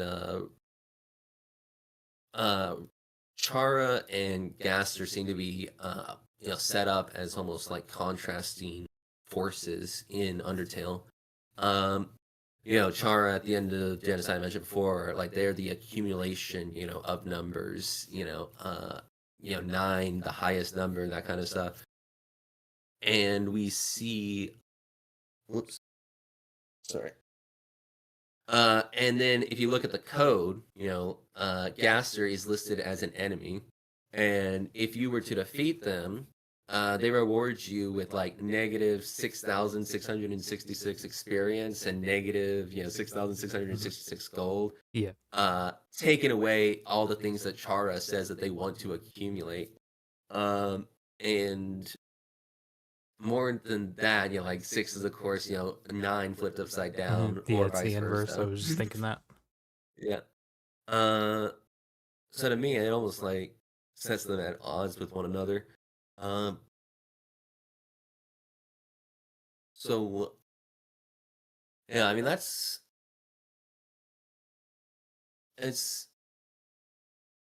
I feel like yeah. So there's something that happened in the past. I feel like I can identify that. It's the exact specifics of it are harder. Like there are certain things that I feel like I can infer based on certain dialogues. Like there's the Asriel confessing, to his sin of pushing the lizard into the pit, and then talking about how Chris, also pushed the lizard into the pit on purpose. Hmm.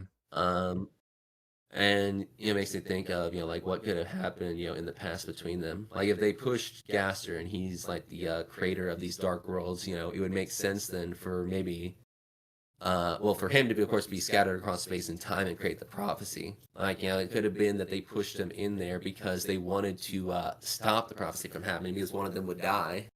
Uh, but by doing that, they've actually made the prophecy a certainty. Um, because, he got scattered across space and time. The prophecy is foretold by space and time. Gaster is now, space and time. Yeah, That kind of thing. yeah, that is interesting to think about. The whole like thing with like Azrael going to Father Alvin and like confessing things that aren't really that big of a deal. It reads to me like Azrael is like um um he is, dang it, what's the word? He Um, feels he's guilty. hiding. Yeah. Like he To me, feels, I feel like go ahead. I was saying Father Alvin says that nearly omitting the fact that he did so in a video game. And to me, I feel like that's almost like someone, in TV scenes, they'll say, what do you think about, this? And they say, for a friend, this isn't something I'm dealing with. This isn't something that actually happened. Or, when streamers will go, in Minecraft, when they want to say, I'm not endorsing, kind of illegal action. Just do it in Minecraft. You know what I mean? Yeah, sorry, I just dropped something. I had to grab it. So yeah, No yeah, worries. yeah. Like he's like, he like even though, he feels like he's like admitting to doing like things, and he's like admitting that they were like in a video game. It could be like in regards to something that happened that like actually happened. That happened like Yeah, in real life, as opposed to like in the video game, and like the thing in the video game is making him remember it, but he can't say what he actually did. So he's like he's confessing to that specific thing that yeah, there's essentially something that's like weighing on him. yeah. And it also is sort of interesting because why does he feel compelled to do this? Like apparently sin isn't a thing in their religion. Like one of my thought process was if casting got spread across space and time, that kind of stuff. Maybe it altered history of that kind of stuff. Maybe that's why in the past churches on Sunday, like Rudy even mentions it being on Sunday, but now be on Saturday. Again, it could also just be, hey, that's the festival, causing them to change dates and that kind of stuff. But it is Yeah, interesting to think about. yeah, that is like a whole thing where it's like the time frame of like what day it is kind of like it's either Mm, completely off or it's just like yeah that just happens on both Saturday or Sunday or whatever.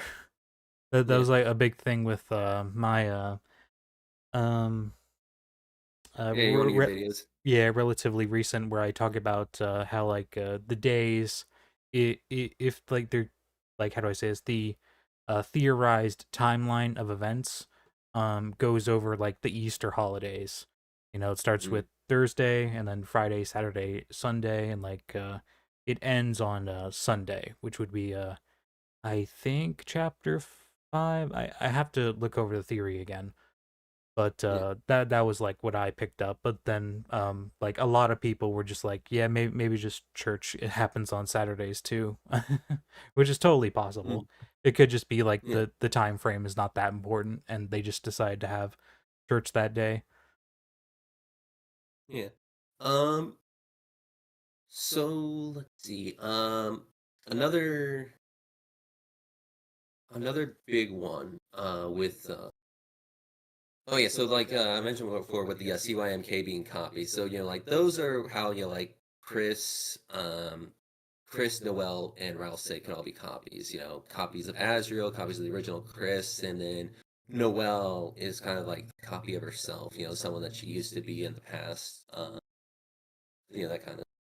Uh, but then for Susie, it's a bit more strange because hers is basically being like a purple dragon, the purple dragon from How to Draw Dragons, that kind of thing. Mhm. um which is a bit weird, saying that a person is like just a copy of fiction. um like maybe it's some reason for why Susie is able to break it. I feel like Susie was basically brought to hometown in some way. Again, it's harder to prove this, Right. but I feel like Susie's appearance is what basically allows this prophecy to start. Algeril being away from hometown is what allows it to go, because he would probably stop this if he knew it's either that or this is a plan of his, and that's why he is gone to somewhere. Um. Uh. Uh. Yeah, it could be a numerous number of things. It could be Azrael's Yeah. absence. It could be the fact that Susie is more like representative of a dragon, and the prophecy doesn't like the prophecy like is okay with just like any dragon, because Gerson does relate Susie to the dragon from Dragon Blazers, Yeah. which if we go by like now obviously this isn't necessarily always true, but like if we go by like video game context clues, you could make the assumption that Dragon Blazers or within Dragon Blazers the dragon is the villain, because a lot of people speculate that the Dragon Blazers video game is very similar to this old game called Brandish. Have you heard of that? Mm. No, I mean, think I've heard of it, but I don't know too much about it. Yeah, so in Brandish, there's the setup for the story where this kingdom exists and there's a dragon that defends it. But the Mm. king wants the dragon's power for himself. He's like, he's selfish. He Mm. wants to take the dragon's power and use the dragon to, rule other kingdoms and whatnot. So what ends up Mm. happening is the king attacks the dragon, but the dragon doesn't fight back.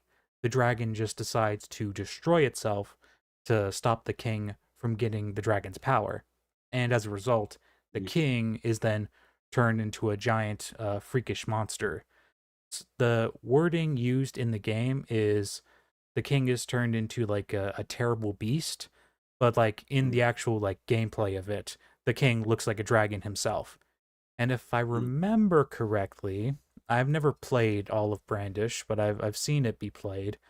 I think the dragon-like creature, because at the end of the game you have to defeat the king. Um, I believe the king or the monster or whatever is like a reddish dragon, if I remember Mm. correctly. Okay. Yeah, definitely an interesting idea. Let's see. Um, oh yeah, some other interesting stuff for colors. You know about like the red and blue. You know about the red ant lions during the tennis board game, right? The red what? I'm sorry. The red ant lion during the tennis board game is one of the photos you have to take. Oh, the antlion. Oh, that's what it's called. Okay. Yeah, I know what you mean. I didn't know what it was called. I just thought those were like the red Yeah. things. Yeah. Yeah. When you take so the ant lions seem to be based like in the video game. I think they're meant to be based off of Chris's horned headbands. Hmm. His um, you know, headband. Hmm. But something else to note during that scene is that we actually see like three other ant lions. There's one that's red, and then three that are blue. Um, red and blue, bringing it up again. But Hmm. there's also like four of them. Uh, and if you were to take like pictures of all of them, the color from them disappears. They become more of a gray. Um, and you also see them start circling each other, and then hearts start appearing above them. So to me, it's like kind of uh, representation of maybe Chris and Noel pairing off together, and then Azrael and Des pairing off together, and then love forming between them. Um, it's again, it's a bit harder to interpret that, but the fact that they all have horns, in the flashback again, I think that the horns for Des are probably fake, like Chris's, but the fact that again that they are pairs of horns makes me think that this is meant to be, some love forming between them, and that this love is probably important for the prophecy. Um, so then, I think I'm ready to talk about like the big thing though. I don't want to get too with like this color stuff. Is that okay with you, or was there anything Yeah. else you wanted to maybe go over? Yeah, we can do that. All right. So I think that one thing um uh I think the human souls in Undertale tell us a little bit of details about the characters that we see in Deltarune. There are six of them. And the first one that we encounter is the Science Soul during the Flowey boss fight. Hmm. And it attacks us with knives because, the weapon associated with the Science Soul is the toy knife. But then it heals us with bandages. Um, and these bandages actually have, a heart, a human soul on. So to me, uh, when I think of the pairing of knife and bandage, well, the only character that comes to mind in me is Deltarune is Chris, because equipped to them they have a bandage, and also they do have a knife that they always carry on them. Uh, I actually think it might just be a toy knife, a plastic one, one that can't actually cut. Hmm. Just because it feels a bit weird that Toria would allow him to carry it because she does know about the knife. She says this is your knife in the pie tin, is it not? Um, but yeah, if it's just like hey, a plastic toy, that would make more sense. I'm not saying it is, but I would say it still makes the association of hey, Chris has a bandage and the knife. That relates them to the science soul, their sign in the dark world. That would make quite a bit of sense. Then we have Uh, next up is the Orange Soul, Bravery. I've already related that to Des. They attack with the Tough Glove, um, and then heal with a Thumbs Up. Uh, the Tough Glove is, of course, the item associated with them. Des's association with hands is a bit more weird uh, because, there's no mention of like gloves or anything for her. But I do still think this is meant to be relating to her because of the fact that on the glove symbol, when it's attacking us, we actually see what's called a mandlore, I believe. Let me make sure I'm saying this right. Hmm. Uh, why can I not type? Nope. Uh,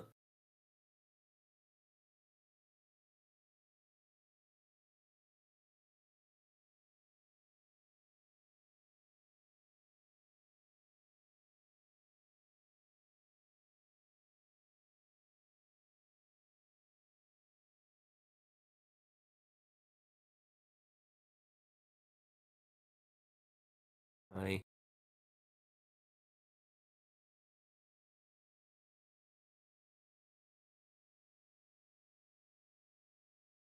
okay.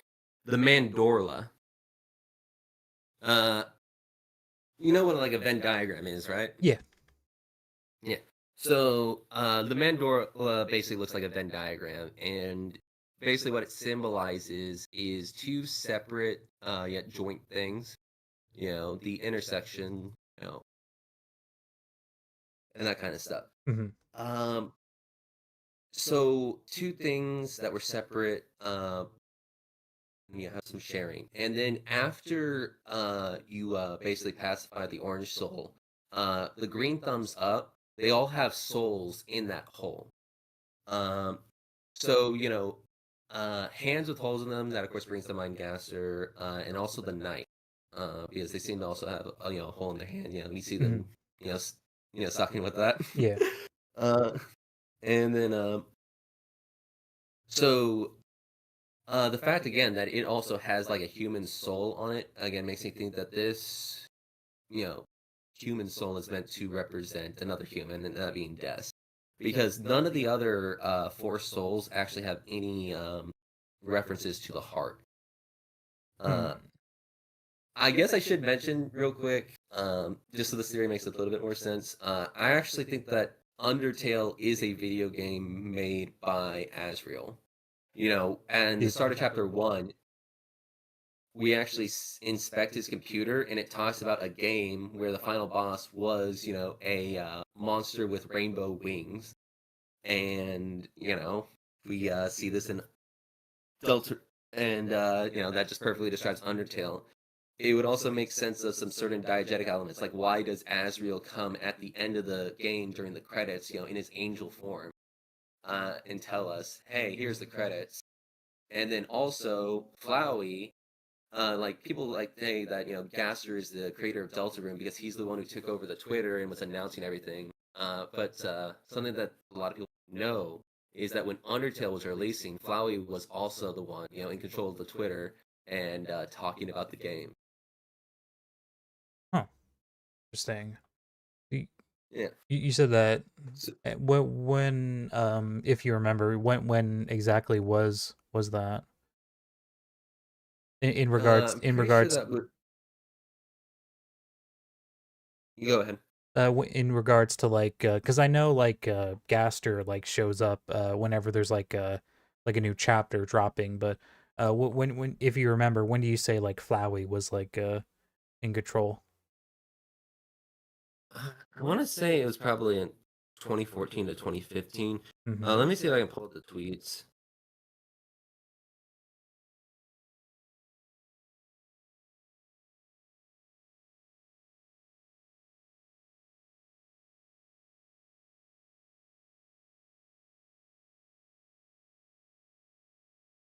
Here, I'll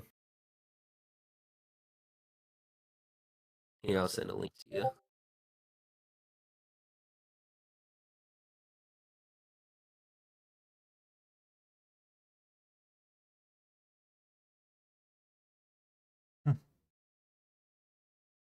Hey, look at that. Flowey introduces himself. Oh, that's cool. I never knew that. Yeah.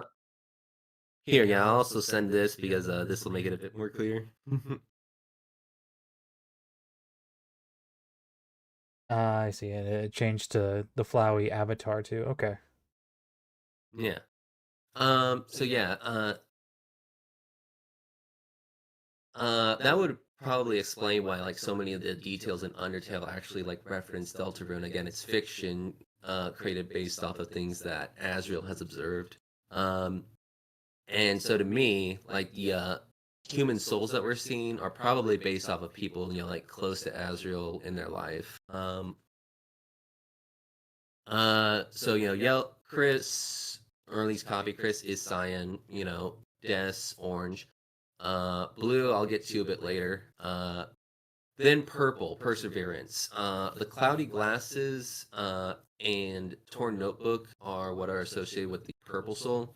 Uh, and it attacks us, like with mean words, and then gives us kind words, like after we pacify it. Mm-hmm. To me, that's kind of to me. I feel like that matches probably most with Toriel. She of course wears purple, in her tail, completely covered in purple. Mm-hmm. And this idea of perseverance would also match with her, someone who sticks, by her ideals despite the pain it causes her. Like she separated herself from everyone, in Undertale because she just was disgusted with what Asgore had done.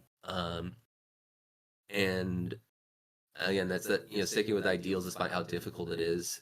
Um, and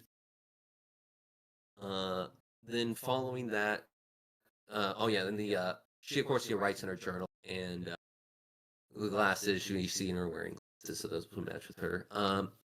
Though I do think that purple flower might be more gaining more relevance with Susie in the future because she's of course starting to write. So again, matches with the notebook. I don't know anything about glasses though, so maybe not. But she was taught like what she was specifically being taught by Gerson during their fight that he makes mention of specifically is perseverance. So it is her relation to the purple soul. Mm-hmm. Um, Yeah, there's also references follow. to Susie having the pen of hope and whatnot. Yeah. Definitely. Then next is the green soul. The green soul is, of course, kindness. And I feel like that is probably Asriel. I feel like Asriel is in part responsible for the creation of Rousey. Um, Again, a lot of complicated stuff going into that. But so the reason why Rousey constantly preaches about kindness and that kind of stuff is because that comes from Asriel, and his overzealous nature, as Alvin described it. The thing about the Green Soul is that it attacks us with fire. Again, matching the Dreamer family. Asriel even does use fire at one point during Mm-hmm. his fight. And then it heals us with green eggs. And green eggs were one of the things that made Asriel cry in the past.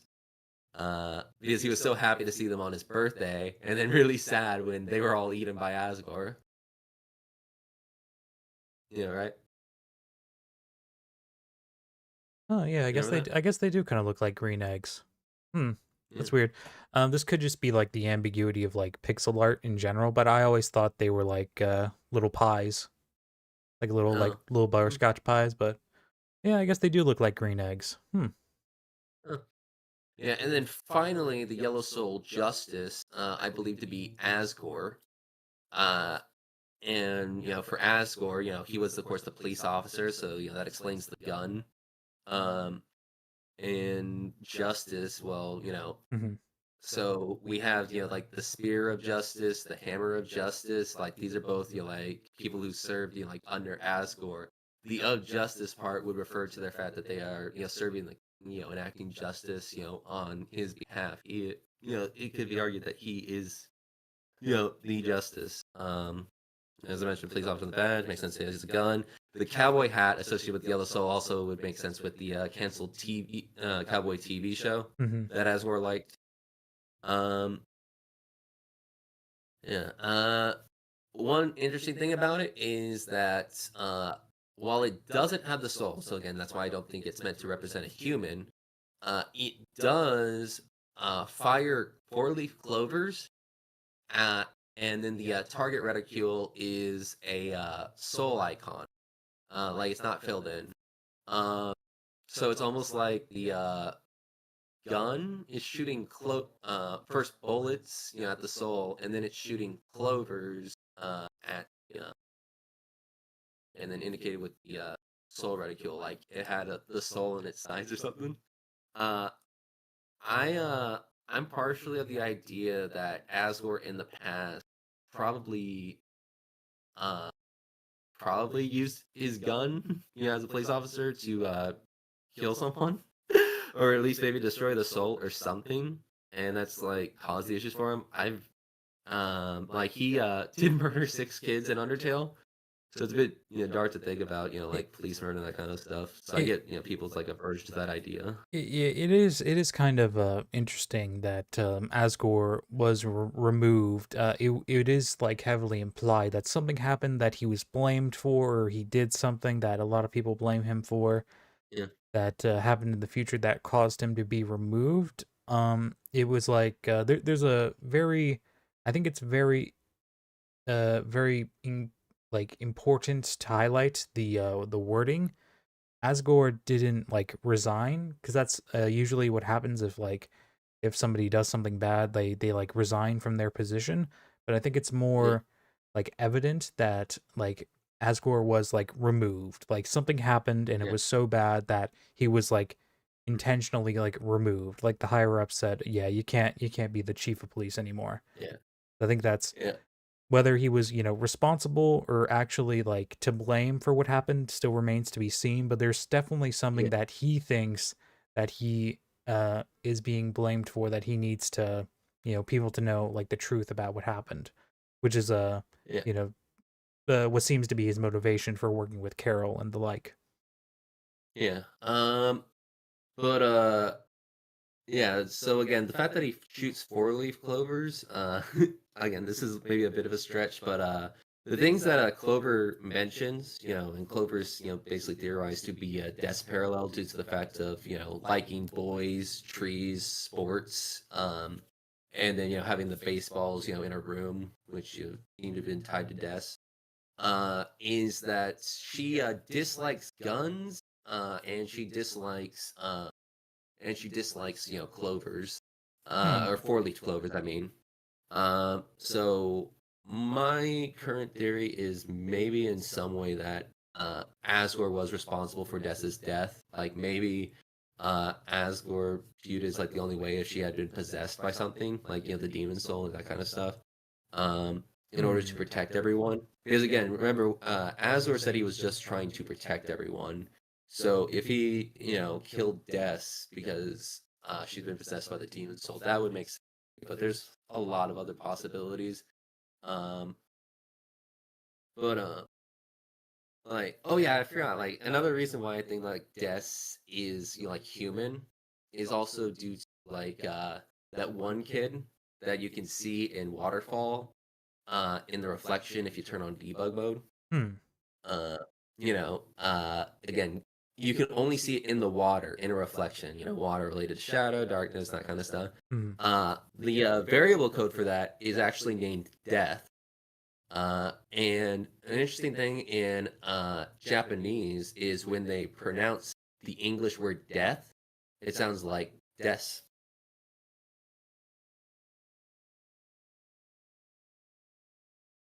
Always something I found interesting. It would also explain, the more orangish color of the face. Again, orange being related to death. Hmm.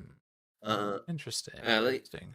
the room that's happened in is just really like interesting in lots of regards. We have a statue that no one knows what it represents. Like Undyne says, no one knows who made it. So that would like include even Asgore, and Asgore is like the oldest monster there. The Um, the statue you're referring to is like the statue where you put the umbrella in Undertale. Is that what you're talking yeah, about? yeah, Hmm. yeah, and it even has horns on it. So to me, I mean, it looks like a knight defeated. Like to me, I think that's Azrael. But unable to save Des. We also have a lizard, monster kid helping Frisk to go high, which is something that Azrael mentioned during his confession with Alvin, that he used the lizard to go high. Uh, or like he dropped the lizard in order to go high. Like to me, I mean, I think that's like Azrael becoming, an angel go high. Hmm. That he basically pushed Gaster into his own creation in order to. take control over it. Hmm. Um, but let's see. Uh,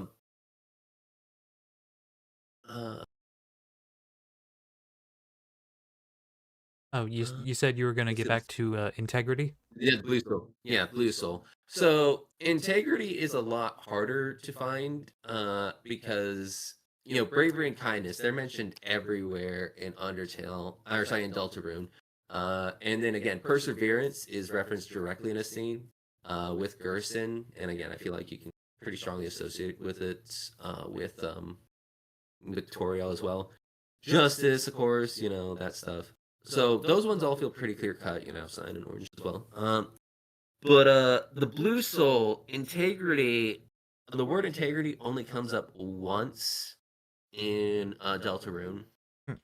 and it's the Addisons saying, "We're ads with integrity."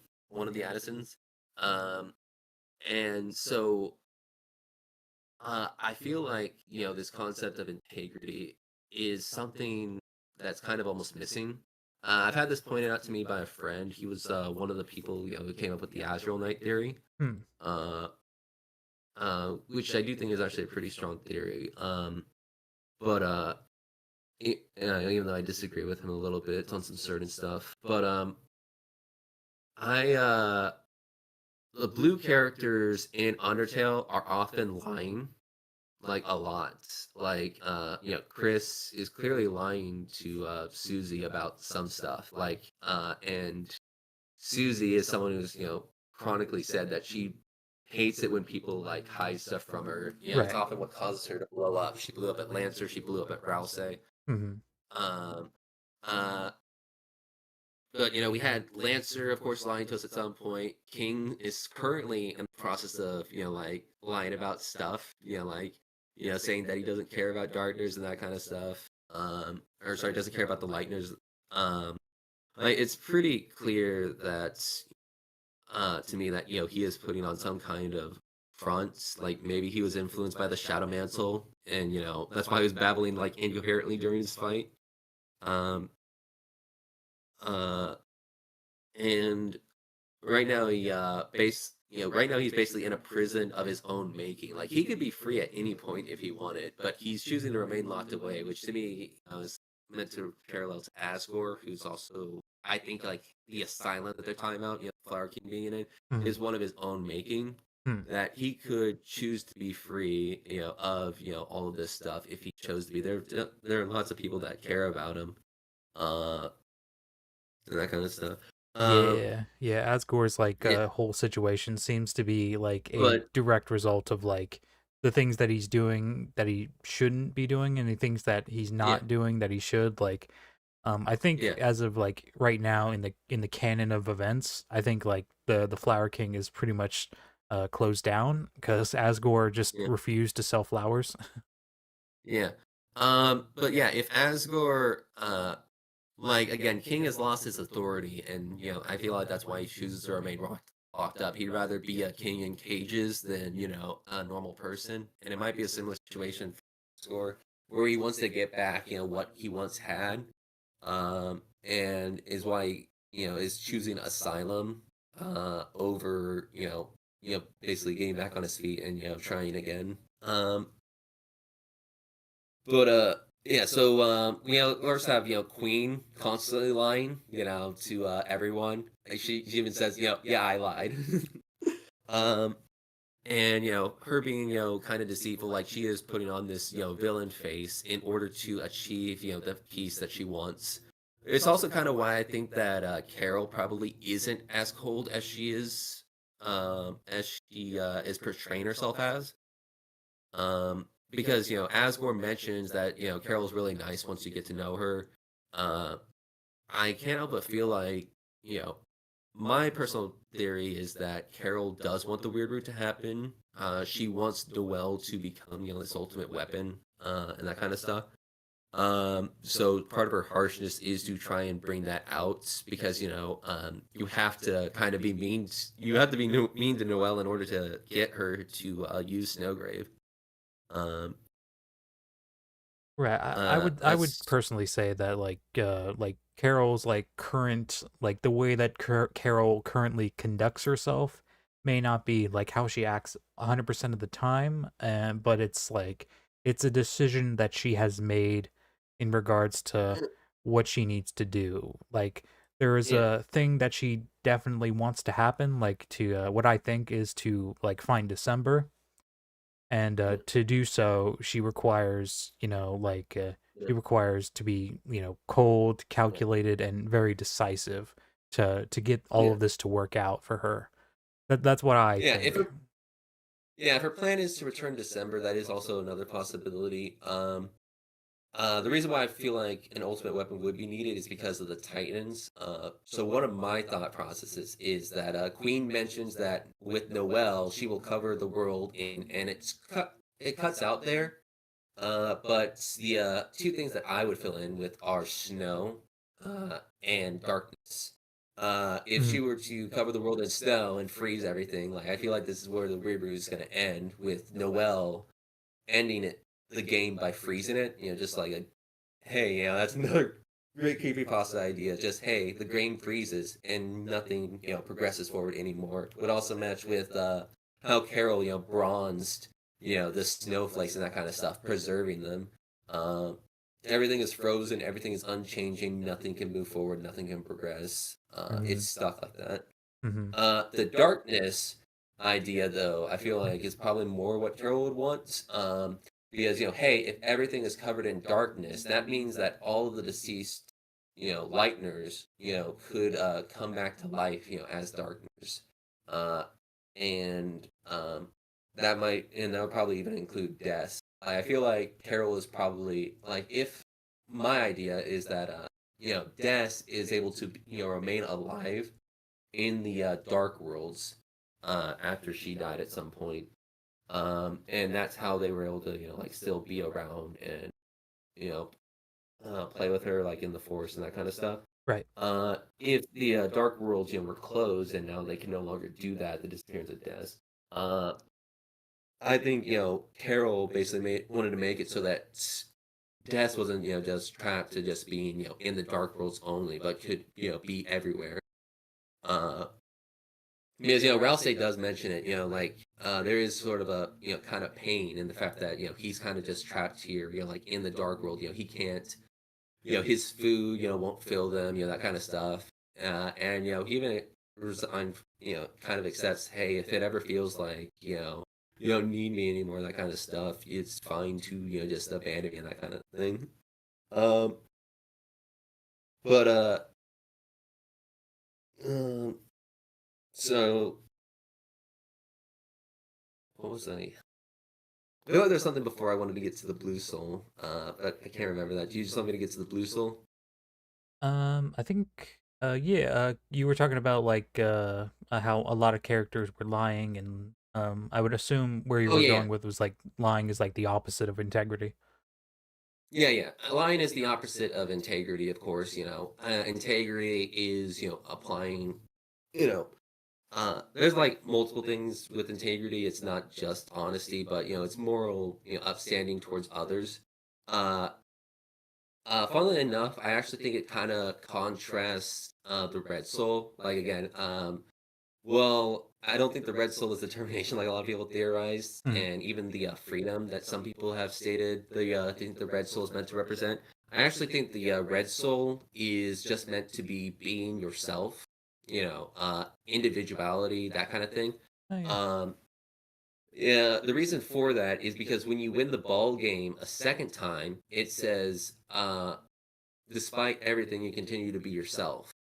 It's of course mirrors up with the mirror lines that you see in in Home and New Home, right?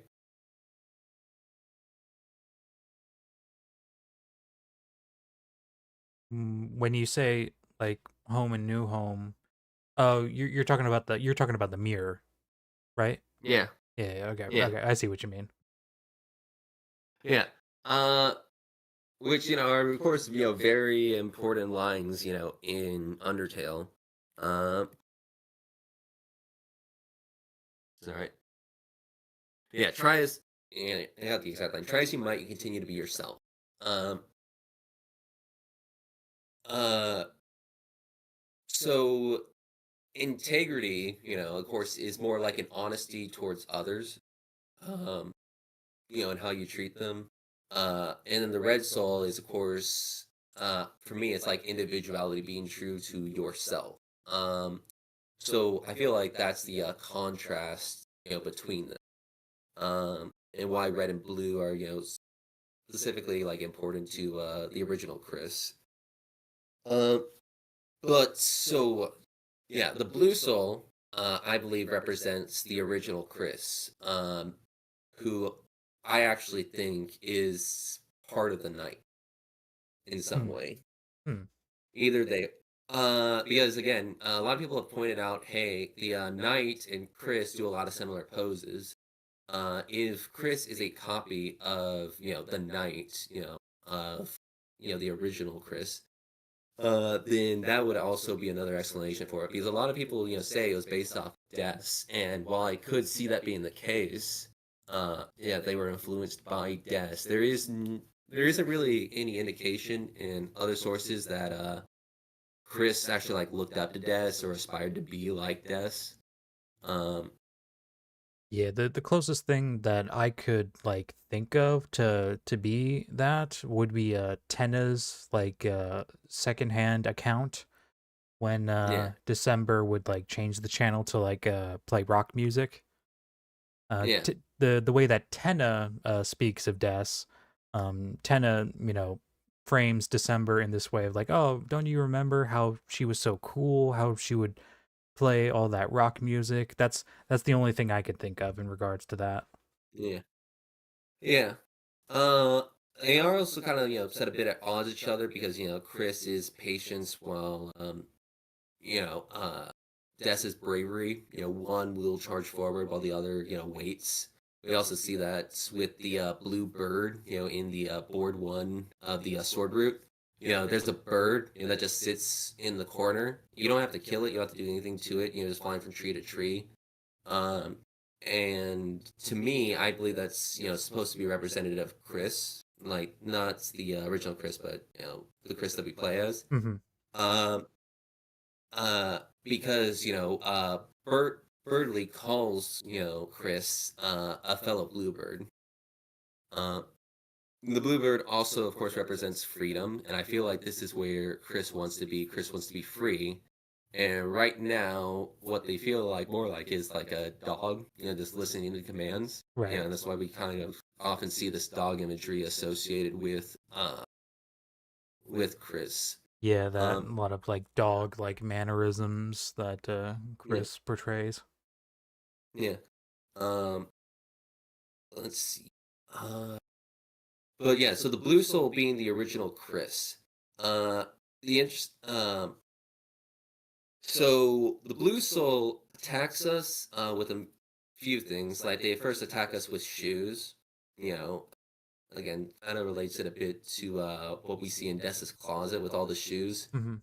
I guess real quick for the shoes. I think the shoes might have come from like vessels that they defeated in the shelter. I'm not sure if you've seen this, but have you seen like the backs of the figures for Hero underscore Sword, Axe, and Scarf that they were selling on Fangamer? The backs, I've seen them, but I don't remember. All right. So in that we had a comparison of Rouse to Yoshi. Hmm. Uh, so again, I think that Chris's current plan is maybe to try and sacrifice Rouse to fulfill the prophecy. Or that is one way it could go.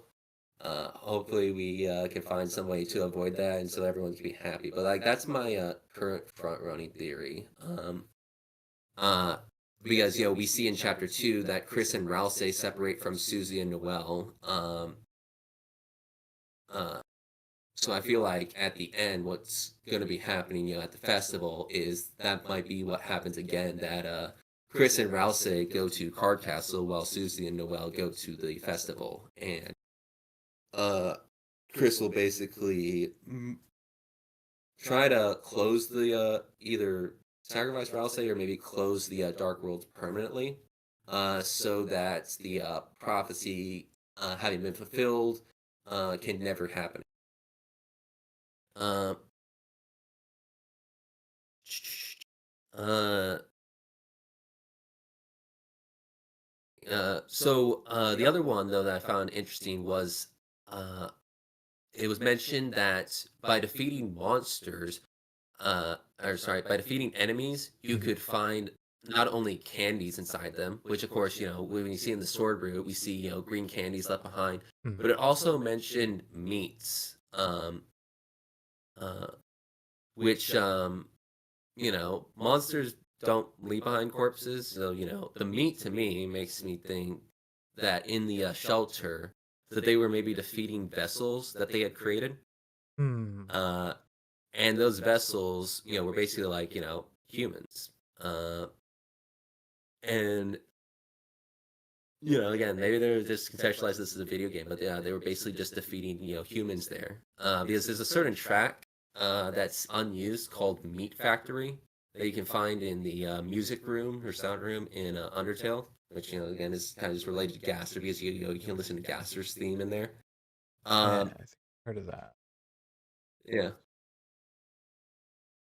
So, the meat factory, they're basically making meat. Like, there's even a comparison made in Deltarune where Susie says that the jerky isn't that just meat candy? Uh, so, yeah, so basically, maybe they were using the paper souls, create darkeners that they basically put inside these vessels. And that's how they were creating enemies for them to fight. And then, when they defeated one, they would basically just take the heart and, the shoes back. It's just show of their victory. Because there's also another line in chapter 2 of Deltarune where they talk about how, you need a daily dose of shoes to grow stronger. But Dust was basically getting stronger, with each of those shoes that she collected. Like that's the most I can make sense of. Like, why does she have like a gigantic pile of shoes, in her closet, along with paper hearts? I mean, I think they're paper hearts. Like, it's hard for me to think what else they could be because they feel very flat as they're presented in there, unlike the heart pillow that we see. I think next to Carol's room. I think. Um, let's see. Trying to pull it up, see. Good. Oh yeah, the little like Valentine's hearts. Yeah, yeah, yeah. Yeah. Um. Going back to the so yeah, attacks with shoes. Other thing that we notice is that there's actually stars that basically keep us from going up and around the shoes. Mm-hmm. Again, stars that have fallen to the ground, uh, and keep us trapped. And as we go forward, um, we can go, but uh, we eventually do reach the act button, and calling for it, we see the stars then change into music notes. The Mm-hmm. music notes, of course, then related back to Chris, who was able to play piano. Um, and I think that applies to both the original and the current Chris. Um, so then the other reason that I think the Blue Soul is meant to be Chris is also because of the tutu. Because let me pull up the Jackenstein board real quick.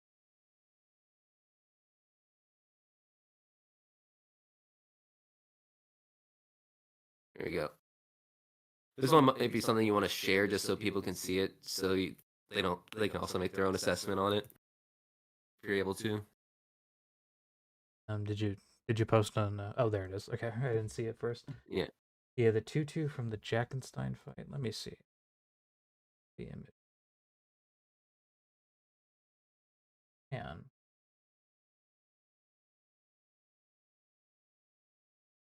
um,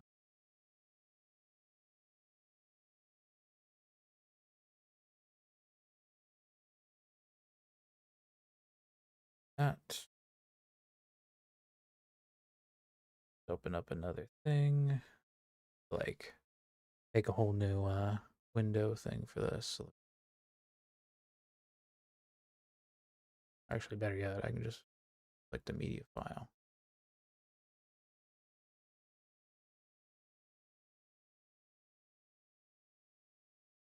Um,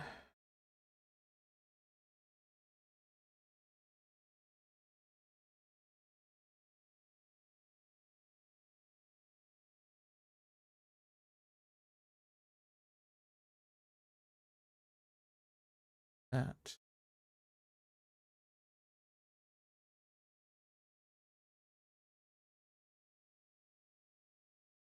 Um, It'd take me a second to find it, but You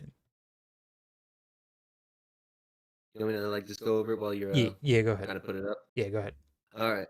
So like on it, it seems to be like underground because there's a bit of space on top of it. So that makes it look like what's underneath, like the green stuff is kind of like dirt, and then we see a bunch of bones buried in it. And there's three specific types. There's one that looks like just like what commonly people would draw, if they were told to draw a bone. Like, Oftentimes it's like going to be like an arm bone. mhm. Yeah. Um, but that bone, looks most like what people consider like the dog bone, and that dog bone appears on Mutler's grave. Then next we have a fish, corpse, and that would then relate to Shira, who was, a fish enemy, Hmm. and we see buried in hometown. And then finally the last one. The last one is a bit more difficult to discern, but if you like rotate it 45 degrees, uh, I think it resembles Snowdrake, or Snowdrake's mom, So Crystal, true. because you see the two legs that stretch beneath it, and then in the center there's the eyes, and it has things kind of protruding from the side that remind me of the mask-like thing that they have on their face. You know what I Hmm. mean? Um, yeah, yeah, I kind of see what you mean. I have it up on stream right now. Um, I kind of see what you're talking about. Yeah. So those are meant to like represent, like three of the deceased, members that we see, in hometown. Hmm. There's of course Gersten, but I don't think he's present here. Um, uh, but at the very top left, we of course see the tutu, Hmm. and the fact that the tutu is here is meant to me to represent the original Chris being dead in some form. Hmm. Now I think that Chris is still. That's why I kind of maybe think that they are the knight. Either they are controlling the knights, because we see something that seems to be inside of their chest, and I feel like whatever's inside of their chest, they're gonna swap with Chris in chapter 5 due to the fact that we see in the sword root that we take control of the black monster when we step on a switch. So to me, that represents us basically switching our soul with whatever's inside of the knight, and then taking control of the knight. Hmm. Um, yeah, and um, so what then is happening here? Uh, whoops. Uh, unless I'm completely track of what that was. But yeah, so Chris being dead, the original Chris being dead. The reason why I think the tutu, of course, the tutu is the item that is associated with the blue soul, ballet, that kind of stuff. Right. Um, the other reason is because of the fact that I would think, one of the words you might associate with a ballerina is elegant, right? Yeah, sure. Yeah, yeah, elegant. There's only a few times the word elegant has come up in Delta. There is, of course, Mr. Elegance, the knight chess piece in chapter 1, right? Hmm. Yeah. So the knight is elegant. And I would actually describe that to the knight pretty well during their fight. We see them, attack. I think a lot of their attacks actually show some elegance. They constantly have one of their legs raised, which again kind of reminds me ballerinas when they do the pirouette and that kind of stuff. Raise one of their legs, and a lot of their uh, they also constantly like cross their legs over one another, making an X shape with them, which is again another move that you'll dance move that you'll see ballerinas employ, Mm-hmm. and also their hips for the Roaring Knight.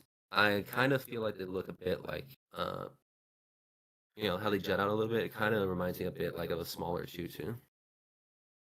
And that one's a bit more like, hey, it's kind of hard to tell. Maybe I'm just seeing stuff um where I want it to be, but that's kind of just what I was thinking for that part.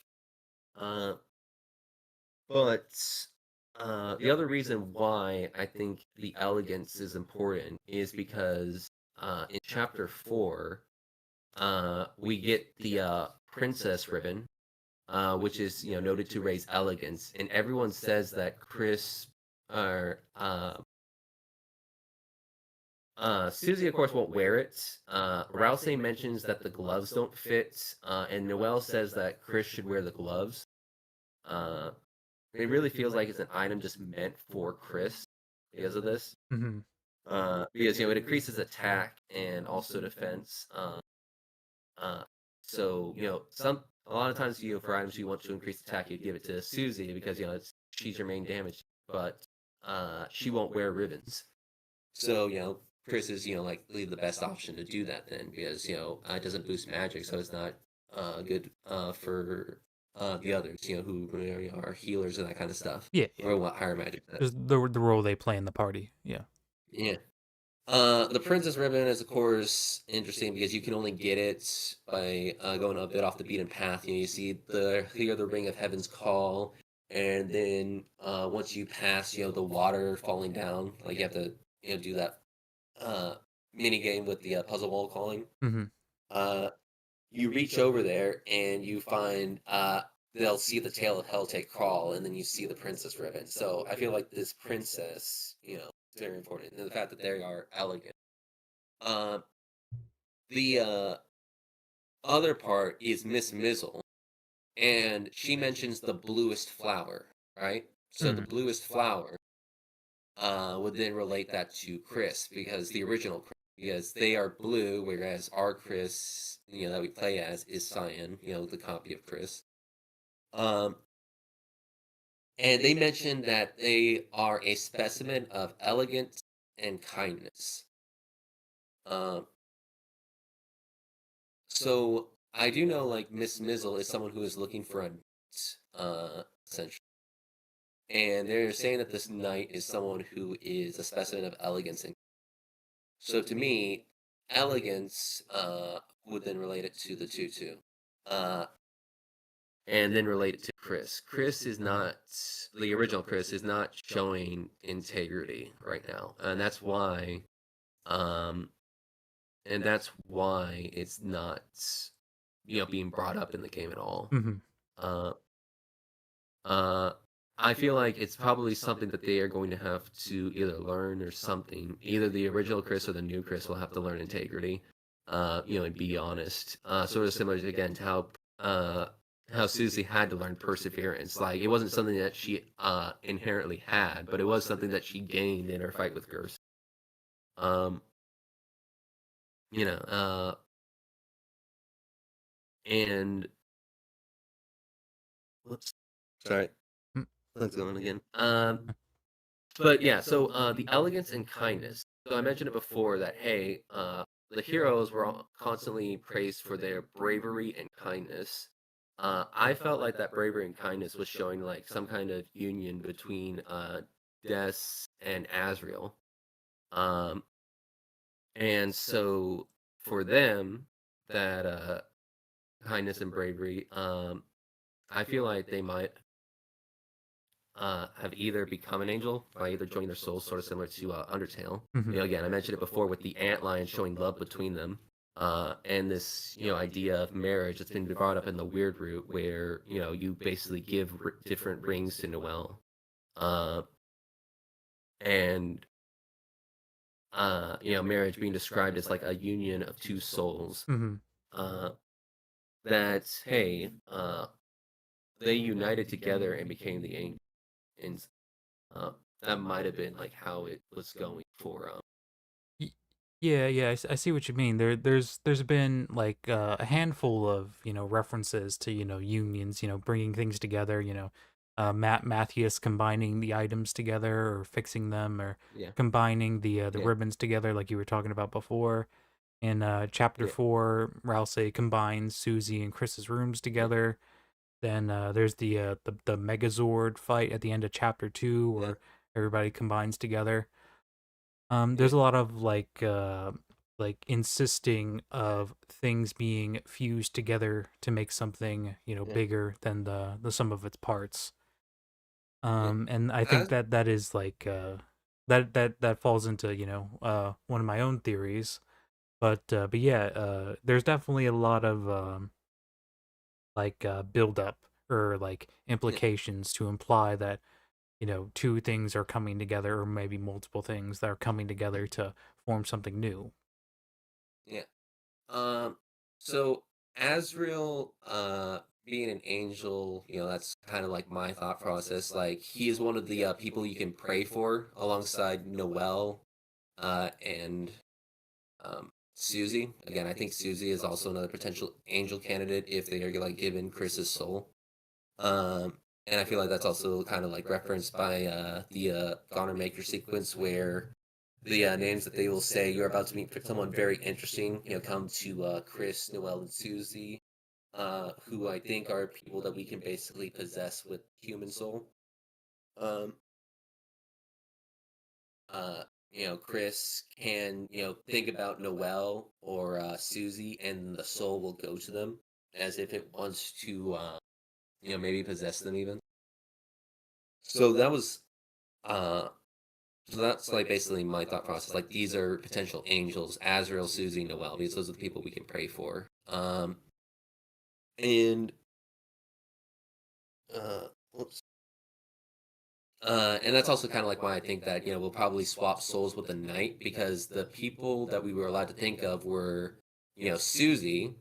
And if we're on the weird route, we can think of Noel. So I think we can possess Noel only on the weird routes. And then finally,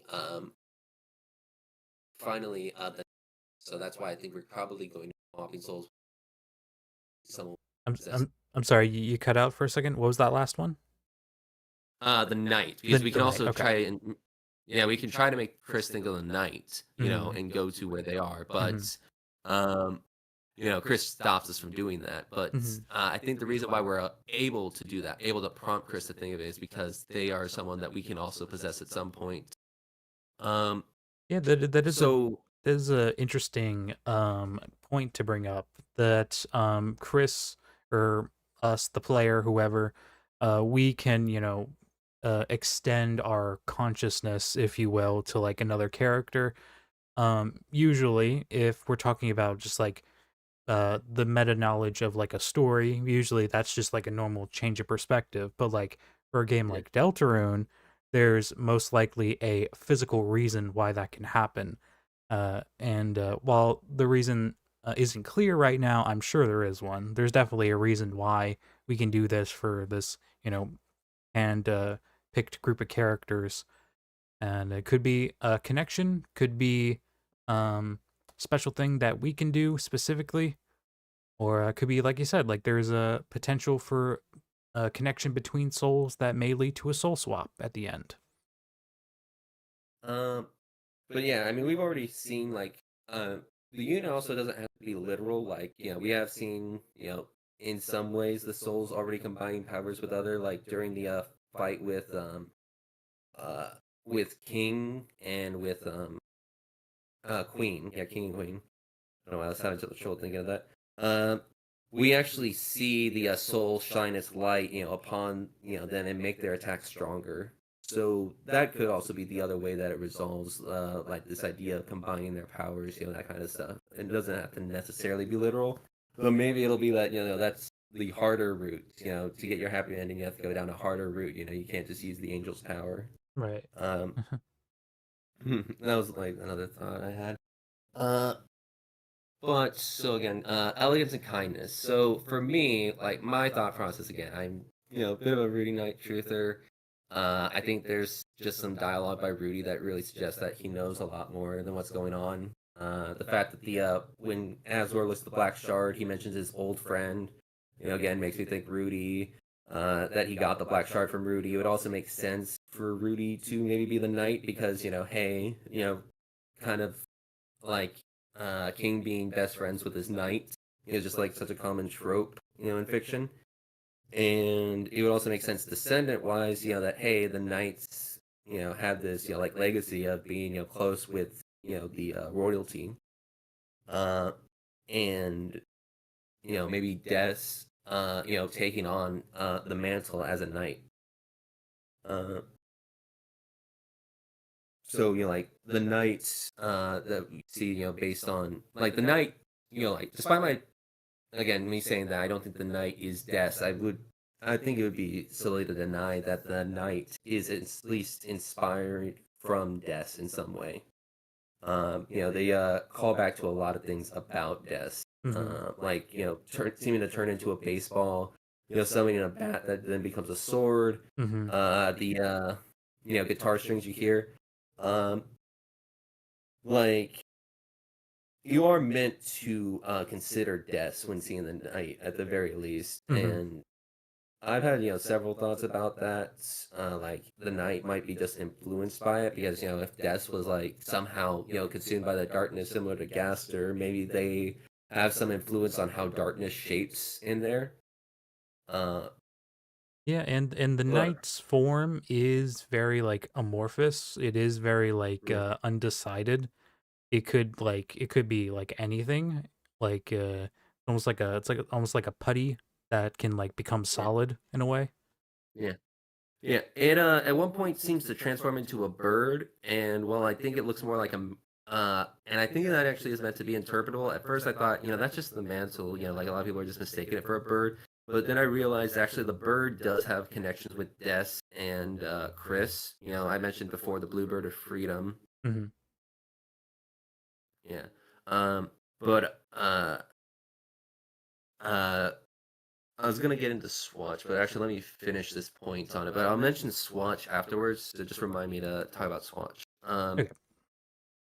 Uh, so like going back to the elegance and kindness. So elegance, that is Chris. I think that they have some relation with this ballet stuff. With ballet, that's why we see the tutu buried underground. That they maybe died in the past. Actually, I think they might have even been snow grade. That could also explain why their skin is blue. Like they were frozen at one point. Maybe. Oh, also, Yeah. I forgot to mention this that the whole like connection with the tutu and Chris that could explain the joke that happens where the pumpkin comes up and says your tutu. That Yeah. that could be also why. Mhm. Yeah. Um. And let's thinking. Um. Yeah. Elegance and kindness. Um. Yeah. Chris. Original Chris. Elegance. The kindness part. This is the part. Uh. So. This actually would fit pretty well with my friend's Azrael Knight theory because again, I've said that I think that the green is like kindness, which would probably match pretty well with Azrael. But again, I'm still kind of in the camp that it's Rudy because of the fact that Rudy has said some really interesting things. Like he said that Chris should take him and Susie to the movies, and then what do we see in chapter three? That they go to like a TV inspired world, focused on movies and such, or reenact movies at some point. He also uh asks Chris if he's preparing for a hand washing competition. When he's looking at the sink, and lo and behold, in chapter two, no matter if we're on the normal or the weird route, Chris starts washing their hands in order to go and slash Toriel's tires. Um, but the other thing that makes me think it is also because next to Rudy, we also see the flowers inside the vase. Uh, And that again makes me think of the soul inside a vessel, a container. and this is where I'm going to be going into the swatchlings. Again, this is the thing about this, of course, is supposed to be like colors, and the swatchlings are one of the most interesting when it comes to colors because you know their mechanic, right? Watch list. Just oh yeah, the red. They can be red, green, yellow, or blue. Right? Those are the colors that they can be. Yeah, and also orange. Orange. Yeah. Okay. Yeah, so the red and the orange attack us by using birds. So red and orange, you think of the soul, you think of original Chris and Des, Hmm. because of those two. Then the yellow and the green, they attack us with the uh, plates. It's hard for me to describe what that is. Let me look up the name for it. Like I feel like even with the name, a lot of people wouldn't recognize it. But you know when people like you see in TV shows, that kind of thing, they pull out a dish and there's like just a metal dome on top of a plate, and they pull it off. That's what they attack with. Um, Yes. Yeah. I don't know the name for it, but yeah, I know what you're talking about. yeah.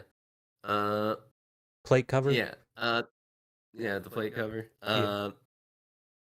Interesting thing about that is in certain ones, you'll actually find a green piece of candy, and it heals for 6 HP. So Gaster connection, Hmm. green, Hmm. 6 HP. Very rare chance to find it, like Gaster. Hmm. And then what's interesting though is that the red and the orange can combo with uh, the red and the orange can combo with the yellow and the green. So as I said, yellow and green, those would then bring to mind Noel and Azrael. So their combo attack places the bird inside, of that, metal cover dish, metal dish cover, Hmm. and then it pops out, and then the bird, goes into the battle box to fight. And again, that's again just represents to me, hey, the red and the orange, go inside the yellow and the green. Chris and Des become a part of Azrael and Noel, or at least their souls do. Does that make sense? Hmm. It's hard to like visualize it unless I'm looking at the attack. But yeah, Here, I think I see what you mean. you want me to bring up the attack real quick? Yeah, if you could. I'm trying to All right. remember because it's been a while since I played through like chapter two. I think I can like visualize it, but it's like it's fuzzy. It's fuzzy.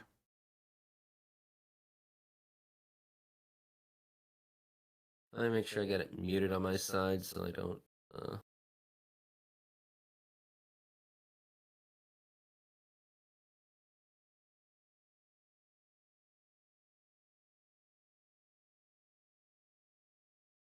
Yeah, I can.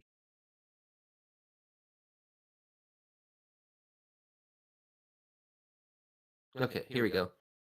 Uh, it's around it's around 258, I believe.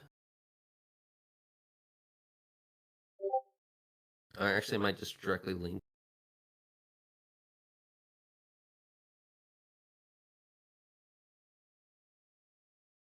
That'll just 258. You said Yeah, a little bit further, actually, more like 310. 310. Gonna. Oh yeah, I remember this. The little plate cover opens and then the bird comes out. I see. Okay. And then interestingly, it turns white afterwards. That's cool. Okay. Yeah, yeah.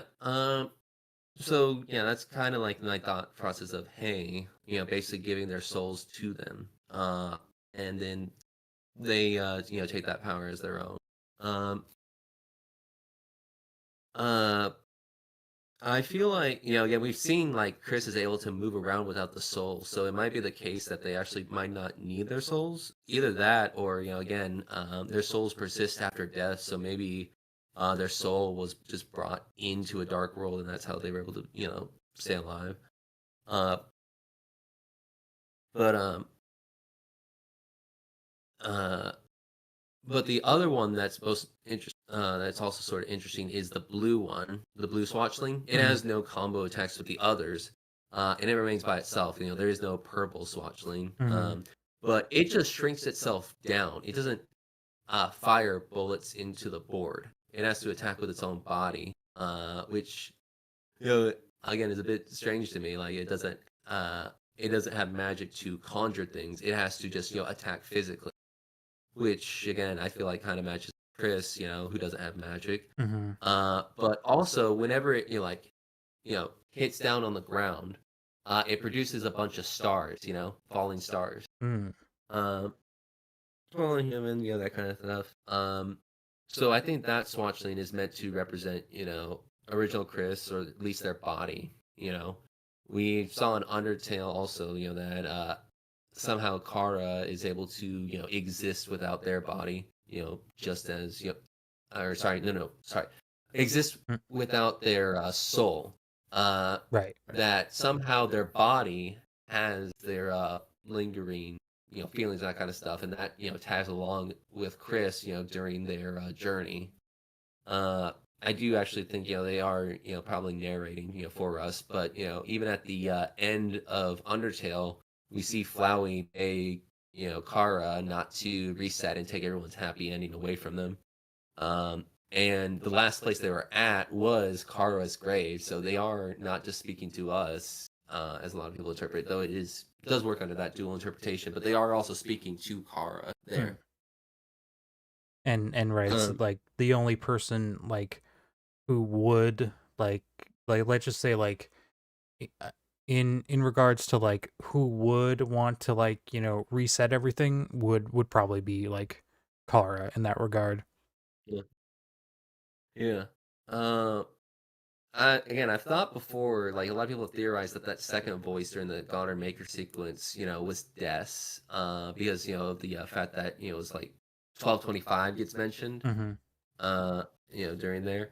Uh, uh, but part of me wonders if it's like Kara, or the original Chris Prime, however you want to think of it, was actually them interrupting Gaster again, because I brought up that idea of them being like opposites, counter to each other. Um, that they pushed away Gaster there.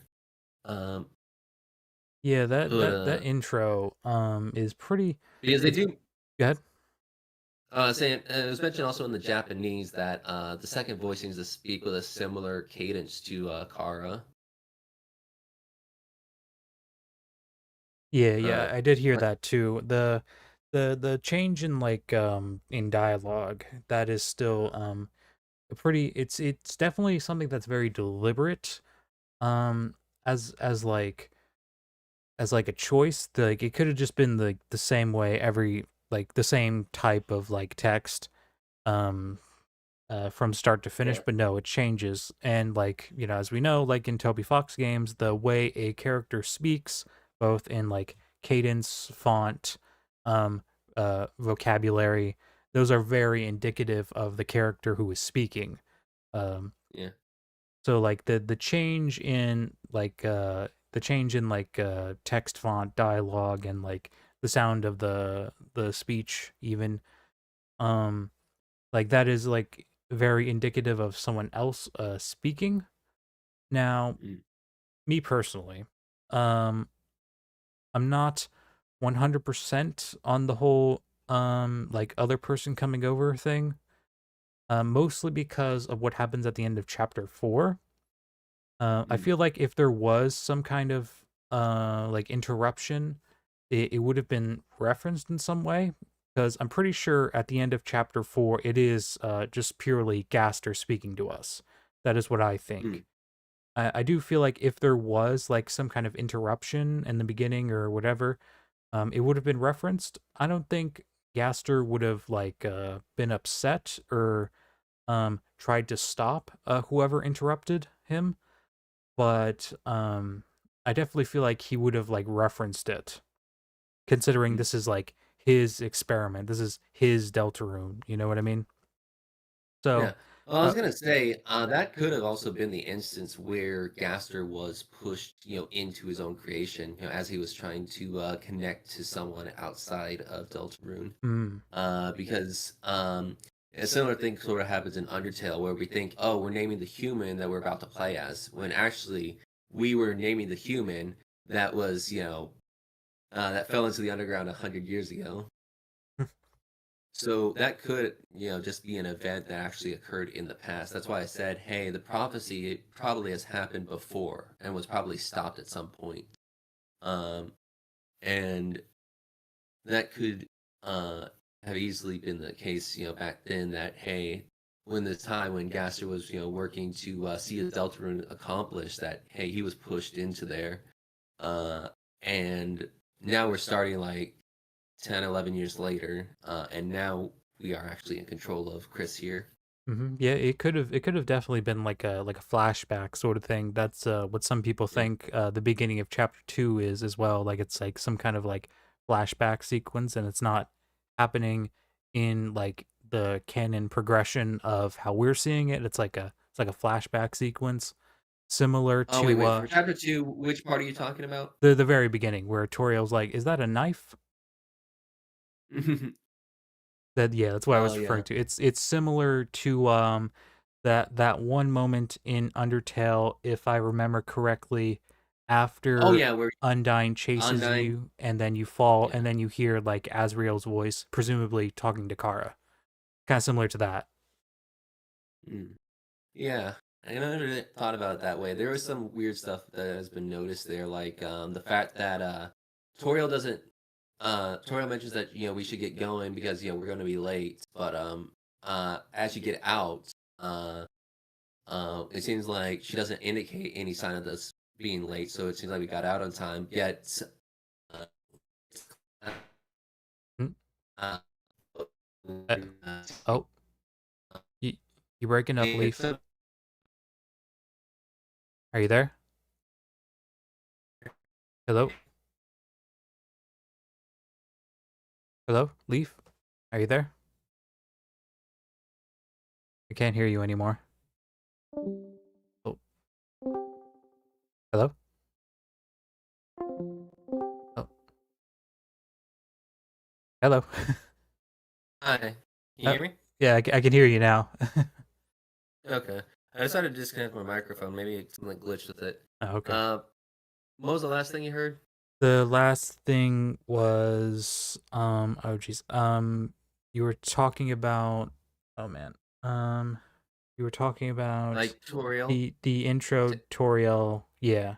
Toriel was Yeah, talking about we're gonna be late for school, but when you get out there, she's more like calm. That's what you were talking about. yeah. And as I mentioned, we're getting late. I would assume that she probably made it to school on time. Yet when we get into the classroom, Alphys mentions that we're late. And my thought process was that maybe Chris was talking to someone in the school, and somehow our view of what was going on had been disconnected so that we weren't privy to this information. Sort of similar to how when chapter 3 ends, it seems Chris goes into the shelter to speak with the knight, but we're not privy to that information. Our connection has been cut off. Um, we're no longer allowed to view the world. Yeah, Um, yeah, that does seem to be very strange. There in between chapters, there does seem to be like instances where our like knowledge of events is just like it's like null. It's yeah, like chapter 3 like has that big cliffhanger and we just don't know what happens and it's yeah, very interesting considering but go ahead. yeah. Uh, I was thinking, yeah, maybe during chapter 2, like when it cuts there, and the reason why Chris is late is because they were actually speaking to the janitor in school, and the janitor, Sans, of course, says that he's the janitor.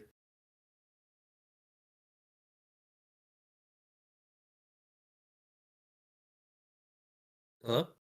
Yeah, you still there? You said Oh, Sans yeah, is yeah, the janitor, yeah. yeah. Sans is the janitor. Oh, hmm sorry, I was actually leaving a moment for you if you wanted to say something. I guess. Sorry, I but I don't remember when he says that. When does he say that? when you go to the when you go to his shop with Susie, uh she asks what I forgot exactly how she states it. I'll pull up the text real quick, but I believe she basically says, "Hey, aren't you something such?" And then he says, "No, I'm the janitor." Oh, Um, she asks like, are you the owner of the shop or whatever? I think. yeah, yeah. Yeah. Hey, you the boss around here? He says, "Me, I'm just the janitor." Uh, but yeah, I was saying if he was like the because I feel like Sans probably is involved in some way with some of this stuff. Just because of the fact that if you look at like the Roots prophecy panel, like some people have pointed out that it kind of looks like his face, zoomed in. Uh, The Roots Let me see prophecy if I can pull up the panel. comparison. Let's see. Roots. Um. Huh. Interesting. Yeah, here I'll Like, send a link here. yeah, like the trees make up his eyes, and then the house kind of makes up his nose a little bit. Yeah, Yeah, yeah, I can and I can see it. the reason why I don't think I'm like stretching with this too much is because Gallery also seems to like resemble Friend. Uh, with how the curtains seem to shape the upper half of Friend's body. Yeah, like they form the ears. Yeah. Yeah. Um, but yeah, so I feel like when isn't this the first time we've met each other? I feel like Sans is kind of making a coy joke. Again, I feel like there is probably some involvement in the past, seeing as it seems likely that Gaster was involved in the past and Papyrus too. Um, some event happening. Um, it would also, but that's like my current thought process. He could have met with anyone, but I feel like Santa's the most likely being the janitor. He would also be one who would want to go into the supply closet and probably know about the dark world Yeah. if he went into the supply closet. Uh, Yeah, I feel like Sans is just like one of those characters who just always knows what's going on, but he just doesn't do anything yeah, about it. yeah. Um, but uh, oh yeah, I guess going further with that.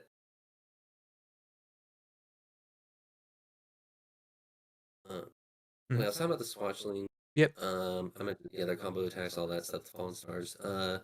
Oh yeah, I guess going back again one more last time because I keep on forgetting to mention this. For elegance and kindness, did I already mention that I thought that the kindness might be Rudy? Rudy, I don't think you did. Yeah, No. okay, Mhm. yeah. So again, I felt like Rudy is the knight that we're fighting during chapter 3. Like I do think that there are multiple knights. Whether the second knight is because during Rousey's description of the prophecy, we see two knights on the sides of the Titan in the center. And it just like is a dead ringer for the Roaring Knight on the sides for both of them. Uh, so to me, when I see those two knights, the thought process to me either goes to those two knights are meant to represent the two people that make up the knight, which to me is probably either is Chris and Rudy together, or it's meant to be, hey, one is the knight that we fight, and the other is a knight that we will fight later, and that other knight might be Des, in the shelter, that kind of thing. Because I think Des still is currently trapped in there when the text says unused in there. Mhm. What I think that means is that Des was used up in the past, sort of similar to how we see hero underscore sword and the white cloak be used up in the game. Hmm. They were used up, they are gone, and now Des is unused. She's unused up. Um, Ah. I That's why see. she has returned. Toby does all these puns all the time, so that's why I Yeah. think this meant to be like this. Determination, determinate, that kind of stuff. Uh-huh. Um, But it and refused. yeah.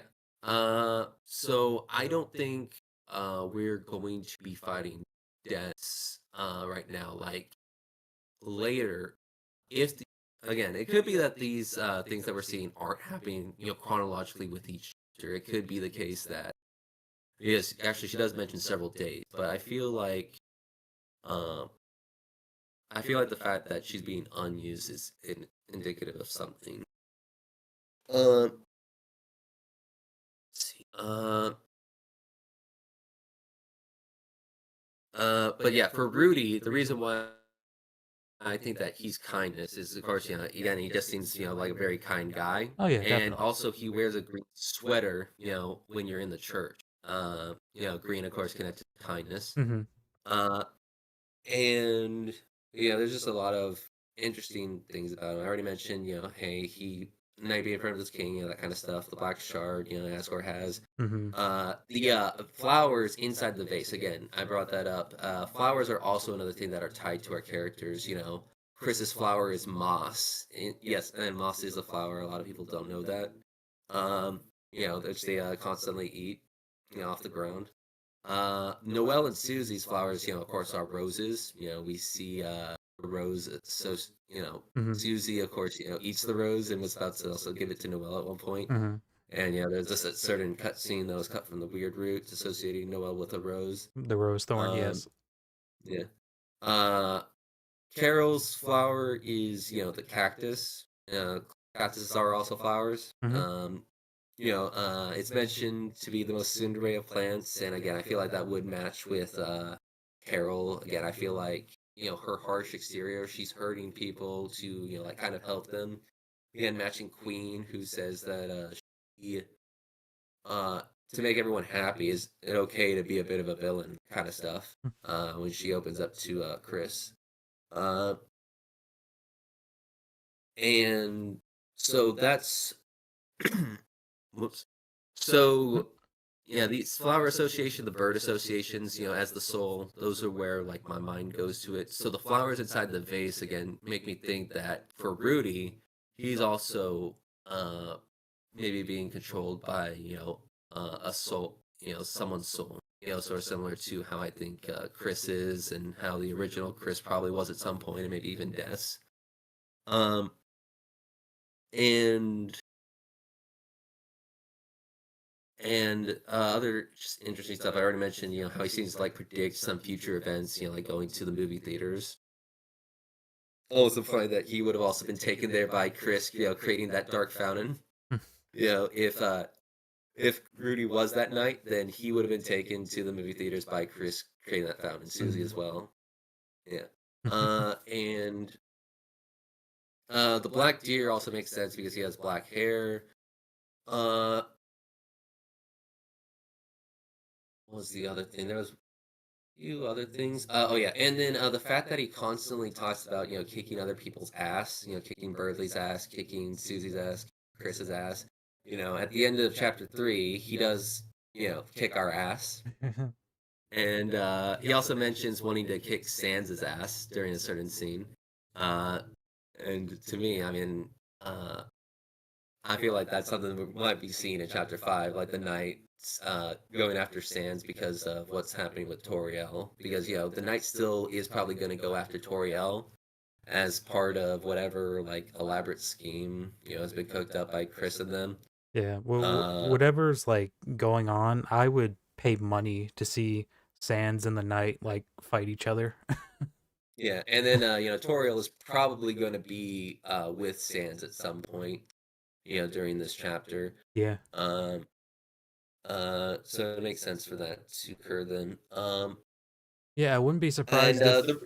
Good. oh yeah, and then during one of the fortunes though, it mentions to watch out for that chair because it's going to kick our ass. Which is Um, Cherio. and yeah, chair. The reason why I find it interesting because during the Spamton sweepstakes, if you click on a chair a bunch of times, friend pops up. So that's one of my also thought processes that friend might be the method by which Chris is basically like controlling Rudy to basically allow them to fight us.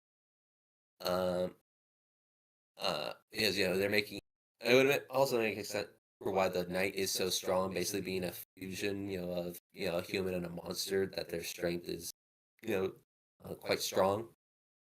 Uh, Mhm. to anyway, so yeah, that's mostly like why I think like Rudy would, make sense of the night. Again, I still think that hey, there is potential for Des to be a second night, and maybe even be what would be considered the true Rory night. Like again, this is just something that comes up a lot in fiction, where you think you beat the bad guy and that kind of stuff, only to be revealed that he was only a copy or an underling of the true bad guy, and then it's just like Mhm. damn, you had to do that much just to beat, someone slightly inferior. There's no way you can beat this guy. Yeah, and like one thing that is definitely like a big piece of evidence people bring up for like Rudy Knight is the fact that the knight looks to be like how do I say it? Like damaged in some way. Like I was talking about earlier how Yeah, they do that sickened. roar. That is what people usually bring up is that like Rudy is sick in the light world, but he's completely fine in the dark world. Well, not completely fine, but you know what I mean. Yeah. Like yeah, some thought processes, he's kind of sickly. Or sorry, that the knight is, during the fight, like some people mentioned, like carrying the like breath, like dragon breath, kind of similar to like Darth Vader, that kind of thing. Hmm.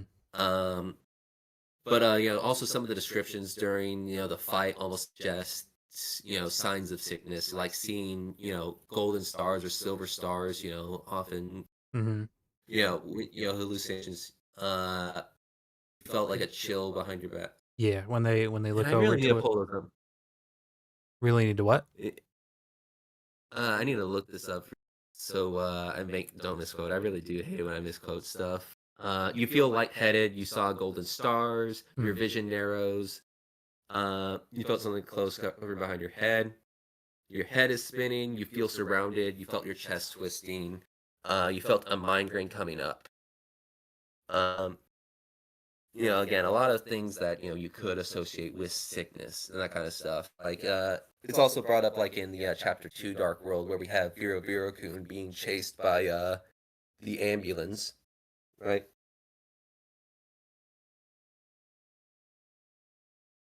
Yeah, like what were you That saying with the Vera Vera Kun? I think there's a lot of like just imagery in chapter 2 in general that not only like surrounds like just like Rudy but like the holidays in general. Like a lot of the sickness and like the ambulance it really represents like Rudy and everything that he's going through. Yeah, so with the ambulance and the Vera Virokun has an attack where they basically infect bullets with their own will. Like you see Mhm. a little Vera Virokun controlling the bullet and then moving it towards the soul. So something coming inside of you and then possessing you to move in a certain way, a virus, a sickness. Like that could be what Rudy's sickness is.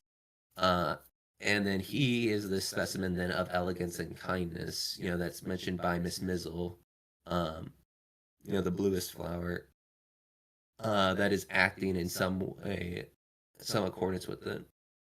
Um, like going another step back, um, I mentioned Miss Mizzle. One of the items you can embezzle from her is the bitter tear, right? Yeah, that's true. That's And true. yeah, and bitter tear is of course something that comes up in the book. Um, oh wait, no, yeah, it's bitter water. Bitter Uh, water. yeah, and so wept the fallen star, making rivers with its tears. Then slowly from the bitter water something grew. It looked like glass.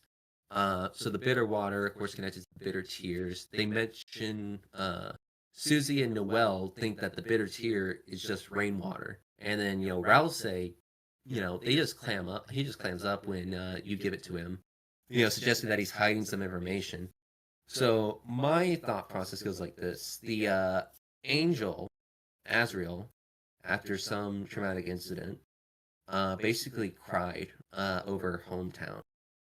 Um, and because of that, he basically imbued some of his essence into the trees that surround hometown. so that like whenever a dark fountain opens, it basically hits the roots of the trees. And this is why Rouse exists, because Rouse is like the forest that surrounds hometown. Hmm. And it would explain why he is just everywhere. He can be anywhere. Because whenever a dark world opens, I, it basically is erupting from the darkness within the core of the earth, traveling upwards, and then it's hitting the roots that would be growing beneath the trees, and then hitting it. Uh, and uh, the roots of like forests are interesting because they are all able to communicate with each other. So whenever they sense danger, that kind of stuff, they basically tell the trees to do certain things. So that way the other trees can work to protect themselves. And Rouse mentions like sensing darkness open. So that to me would Hmm. make sense. Like if it's being sensed through the roots of the trees. Um, Yeah, and that would also fall in line with all the times that darkness in general has been like compared to water. Like we have like yeah, the dark fountains, water's flowing through, the roots of the trees, and yeah, water flows through pretty much everything. So yeah. if it's all connected with like the water cycle and whatnot, then yeah, that would explain why, Rouse can sense it. Yeah. The other reason, like, I was brought to this, like, Rousey is a tree conclusion was because of a certain album that was released for Undertale, or for Deltarune, I mean, sorry. Let me pull it up real quick. The Deltarune Piano Collection. Hmm. Deltarune. Here. I will send a link to it right now. Okay, thank you. No problem. Deltarune. Piano connection. But yeah, in it you see Susie, Chris, and Rousey in the dark world. And then reflected, you only see Susie and Chris in the light world. But then in the background, you also see trees. And that's why I think that Rouse, basically is the forest surrounding hometown. Uh, a forest that we see is orange in color. Matching again with Death. Like when Azrael's tear, the uh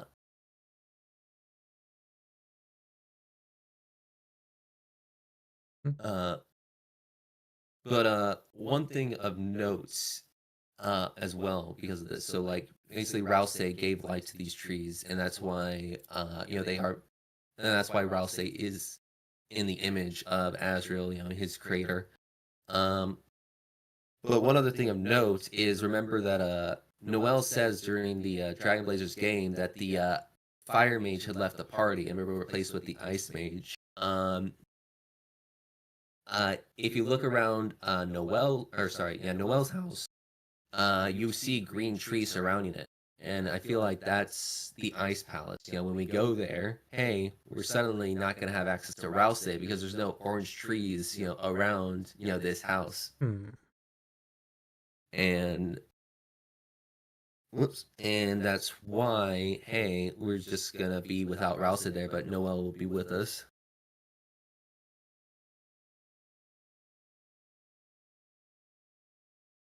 Yeah, it is definitely a current well, I shouldn't say current, a common thing that I've noticed that maybe something, maybe it's not something that in the merch for like Deltarune, they can leave little clues and whatnot Yeah. for people to find. Yeah, like the shirt, um I forgot what it was called. Important person shirt or something. Yeah, yeah, the But important, yeah.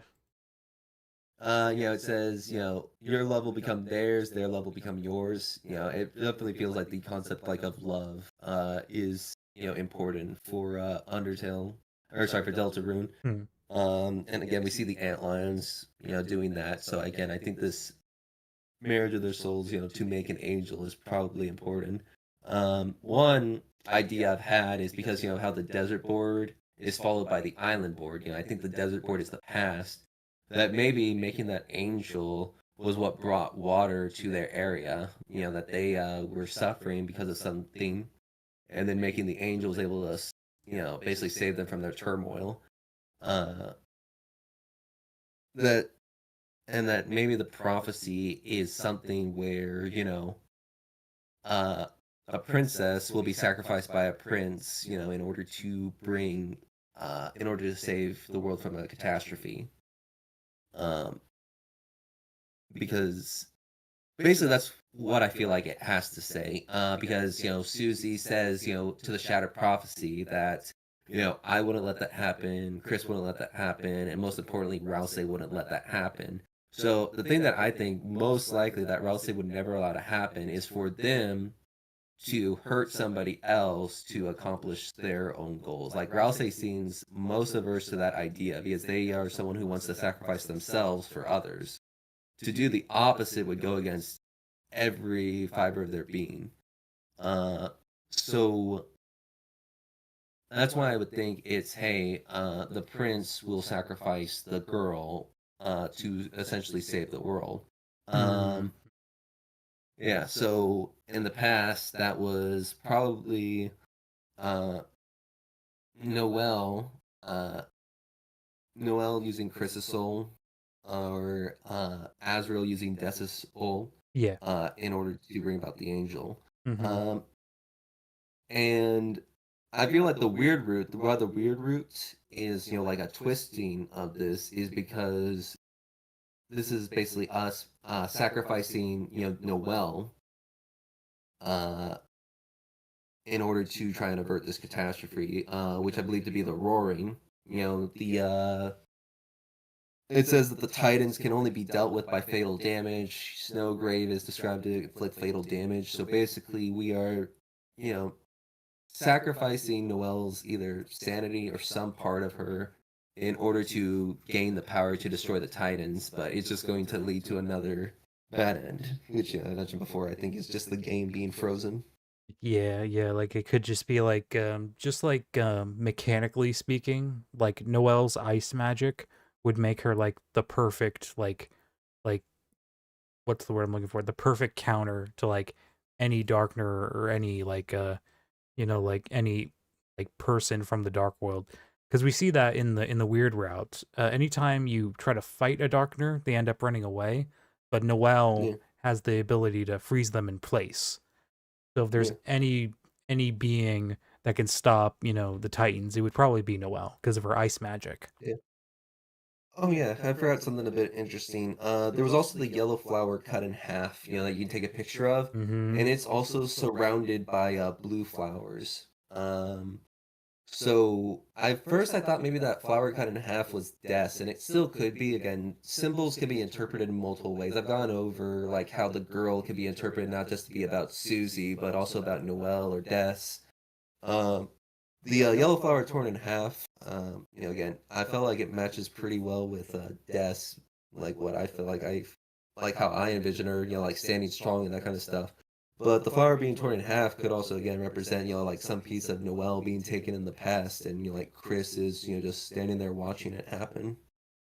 Um, Another possible interpretation is that flower could also be Chris. It could be uh their soul taken from them, and then the but it feels a bit weird to do that. Just Yeah. again because I feel like the bluest flowers are already being related to Chris. Yeah, being taken or maybe even split, maybe even a part of it Yeah, was taken away. yeah. Yeah, I mentioned the Mandalora, on the Tough Glove. That's why I feel like Dessa's soul has basically become separate from her body. Um, Again, lots of indications, of that kind of idea blocks her. Uh, but another thing that's of note is that during chapter 4, you can find, I forgot if it's pronounced Gui, the Uh, gas spirit. yes, it's something like that. It's like Gouet Yeah, or something like that. yeah. It's mentioned that they're friends with Balthazar, the steel turtle. Hmm. Again, that brings to mind Gerson, and it being a fire spirit, of course, brings to mind the fiery sword magician mentioned by Tenna. So it's a fire spirit. So this fire spirit, Des, was friends with Gerson, and that's probably who Gerson was referencing when they said that Susie reminded them of someone, reminded them of Des, because there's parallels that constantly brought about. It could also be speaking about Undyne, Mm. Yeah. because again, it's meant. Toby Fox, oftentimes will leave like multiple interpretations up.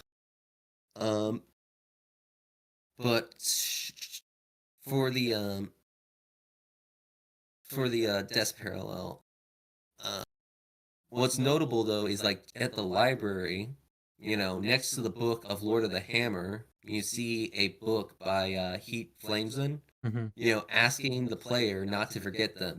Don't forget Mm-hmm. in the dark. Yeah. So that's uh I feel like that is very intentional because in the library you just see like a lot of interesting people there. Temmie, the artist for the game, Jockington, who again just has so much weird stuff about him. In the top right, you see the Gaster follower bird, and diagonal from them is of course Birdly, who I'm not sure if you know this, but if you freeze him during the weird route, you can't meet the Forgotten Man.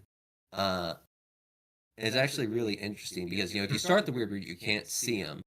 But the thing, if you abandon the weird route, if you don't freeze Birdly, you will actually still be able to see the Forgotten Man. So to me, I kind of wonder if the Forgotten Man was basically what precedes Gaster. Like Gaster is someone who everyone like kind of looks up to, as some, uh, as this creator of the world, that kind of stuff. Mm-hmm. uh, these dark worlds and that kind of stuff. But if there was someone before him that he was inspired for, such as say like Grandpa Semi, like that's the one a lot of people would go to for this. Uh, and that is the Forgotten Man.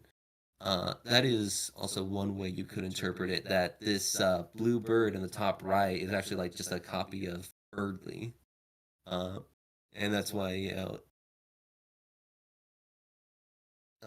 and that's kind of why it's just misshapen and that kind of stuff. Hmm. Interesting. Interesting. Um. Oh, we're getting close. We're not there yet. We're at about 3.5 hours, close to it. Mhm. Like I said, 4 hours is gonna be my cutoff. I have one more big thing to talk about. It's kind of Okay. long, which is why I wanted to give you as much time Okay. as you needed to talk about stuff. Is there anything you wanted to like any theories you wanted to mention about like colors or anything before I get into this? Let me see if I can find one last thing. I thought there was one last thing. Hmm.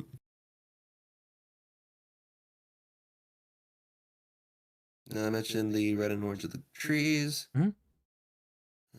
Let's see.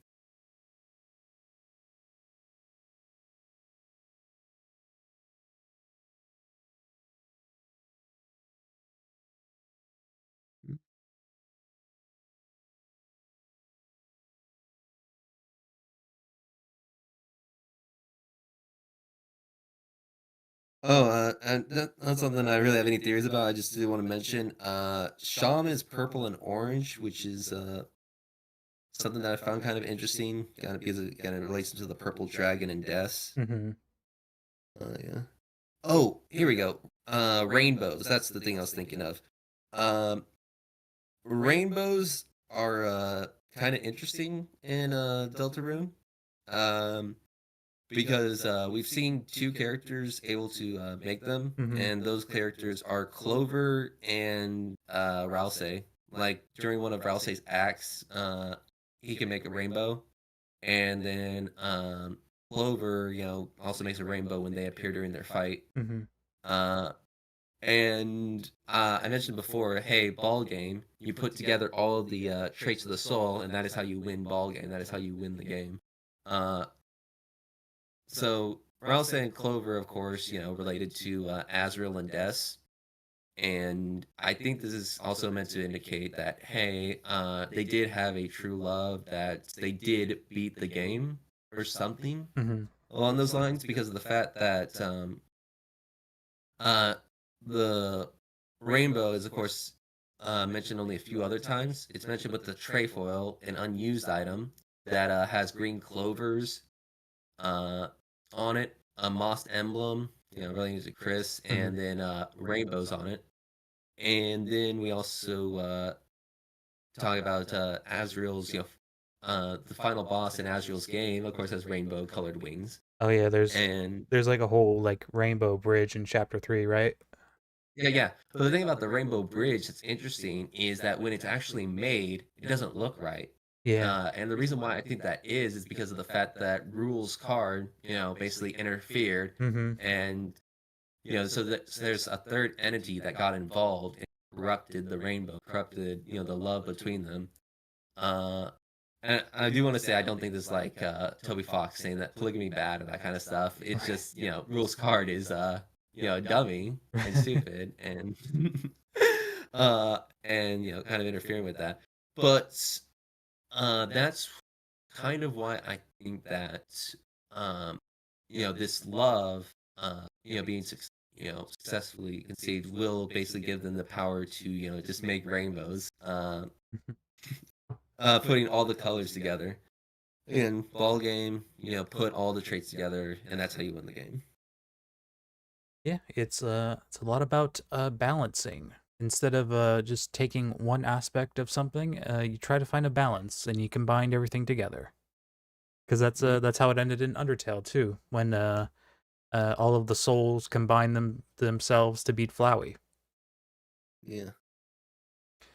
Was there anything else you wanted to talk about? Let's see. Because Um. I'll be honest with you, that was like a segue into my thing. All right.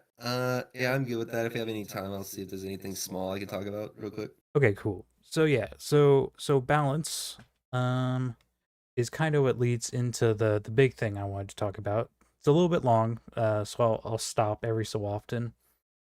So this is like a idea I've had in the back of my mind for I want to say uh roughly a little bit after, if I want to go like as far back as when I first thought of this, it's probably after I played Undertale for the first time, which is like back in like 2018.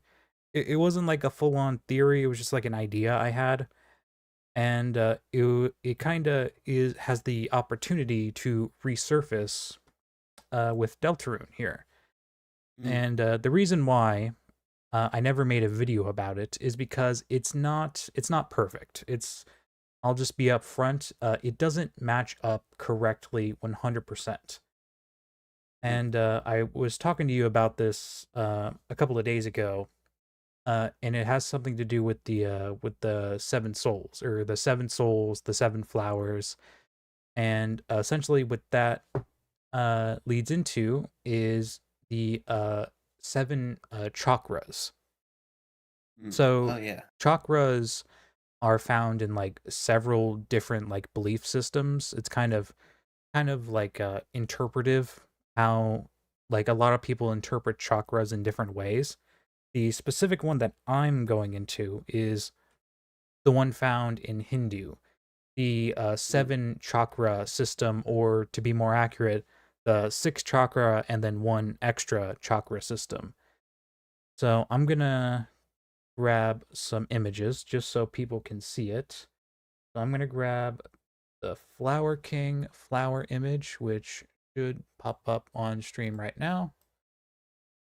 And then I'm going to pop up a image that I found on Google Images, which is just a random explanation of the things.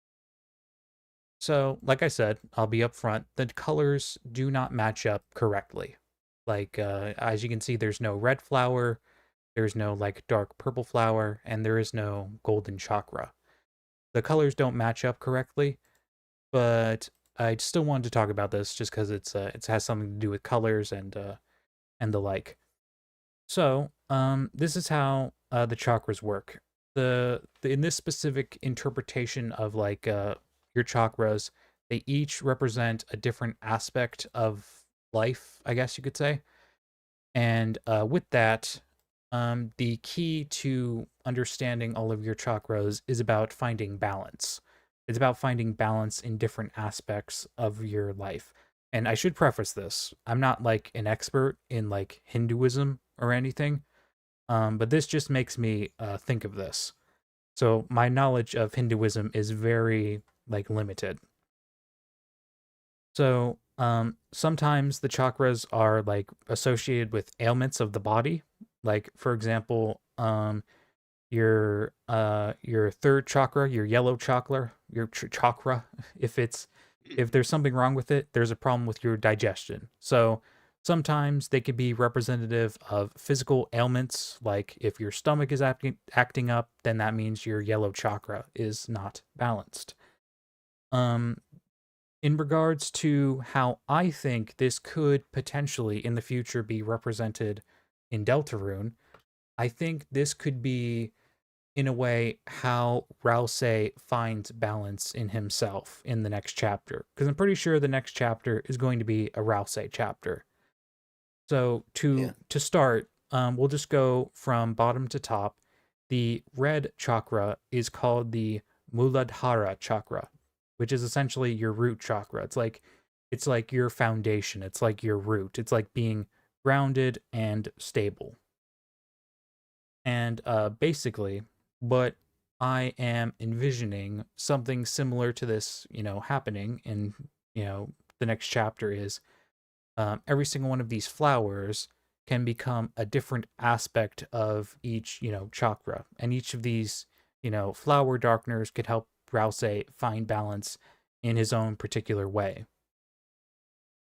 Um, so the red chakra is about, just being comfortable and grounded with your like emotions and your like current like life situation. As in like how comfortable you are with like just like your basic situation cuz Rouse he's in a very precarious situation between, lying to Susie or keeping things from Susie rather. Um, his expectations as a darkener, his expectations in regards to the prophecy, and yeah. So like I said, there is no red like flower. There is a gold flower. Sorry, my phone was going off. Um, but yeah. So what are your thoughts on that? I understand there's not a whole lot to connect here because there is no red flower. But what do you think in regards to that when it comes to like Rouse? Sorry, can you go over like what's which one chakra did you say was The, associated with Rouse? Or do well, you mean like the balance was? yeah. Oh, sorry. I forgot to mention this. So like the purpose of the chakras in general is like to find balance in certain aspects of your life. For example, your root chakra is unbalanced if you're fearful, if you're anxious, if you're like afraid for your life, if your basic essential like life needs are not met. Mm, If you feel safe and secure, you're like balanced, you're grounded, you feel comfortable with your current situation, and you can go farther and you can become even more imbalanced in the other direction if you become too materialistic. So that's the whole thing with like, chakras. It's about finding balance. So in regards to like Rouse, my thought process is that each of these is like an aspect of Rouse's life that he is going to, learn to understand. So really, what I guess I'm asking is, what do you think is like the validity of like Rouse be creating his own personality through, like spiritual like enlightenment? Like what would you say to that? would you Oh. would you say that's like strange? Would you say Um, that that's possibility, or what would you say? I definitely do think that Rouse is going to go through some major change in chapter 5. Like one of my thought processes that's like I kind of like the idea of like trans Rouse, Hmm. that Rouse becomes, the girl or that kind of thing. Um but because again, I feel like they should also be associated with orange. There's talks about how they want to be like Suze, they want to be more brave and that kind of stuff. Mm-hmm. Be again, be orange. But and again, the trees around hometown are like orange, not green, like which I think that Rouse is the trees around hometown. Um, Mm-hmm. but for it being like spiritual, it's hard for me to say because technically like Rouse basically comes from uh the angel. Like that's my like thought process on it, that he is like a direct creation of the angel. Mm-hmm. um in some ways though, you could actually interpret it that way because hey, if he is rejecting what he was created for, if he is breaking away from that, like again, there is the possibility that because of his sacrificing nature, that he was basically created to be sacrificed. Mm-hmm. um as I thought, that this enlightenment, this seek towards more Eastern spirituality, is then a rejection of you know uh this idea of sacrifice. Like when you think of sacrifice, in Western mythology, the most common comparison is Jesus, and we see that appealed to with Noel being strung up in a Jesus-like pose on the hand. Mm-hmm. uh and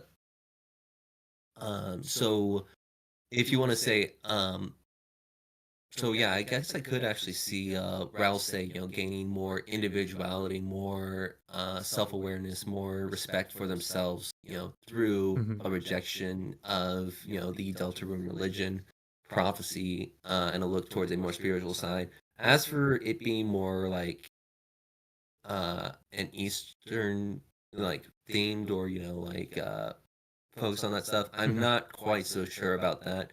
Um, uh, I definitely feel like it'd be more like one of those things where it kind of lines up. Like, there's a lot of stories, that feel like they're like anti-capitalist, Mm-hmm. you know, because of the fact that oftentimes when people think, of, repressive, regimes and that kind of stuff, that sacrifice people, for that, for monetary gain and that kind of stuff. Modesty, yeah. Uh, yeah.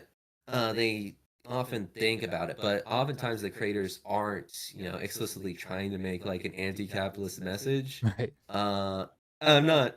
Again, uh, I'm not gonna comment, on anyone's like beliefs in socialism, capitalism, that kind of stuff.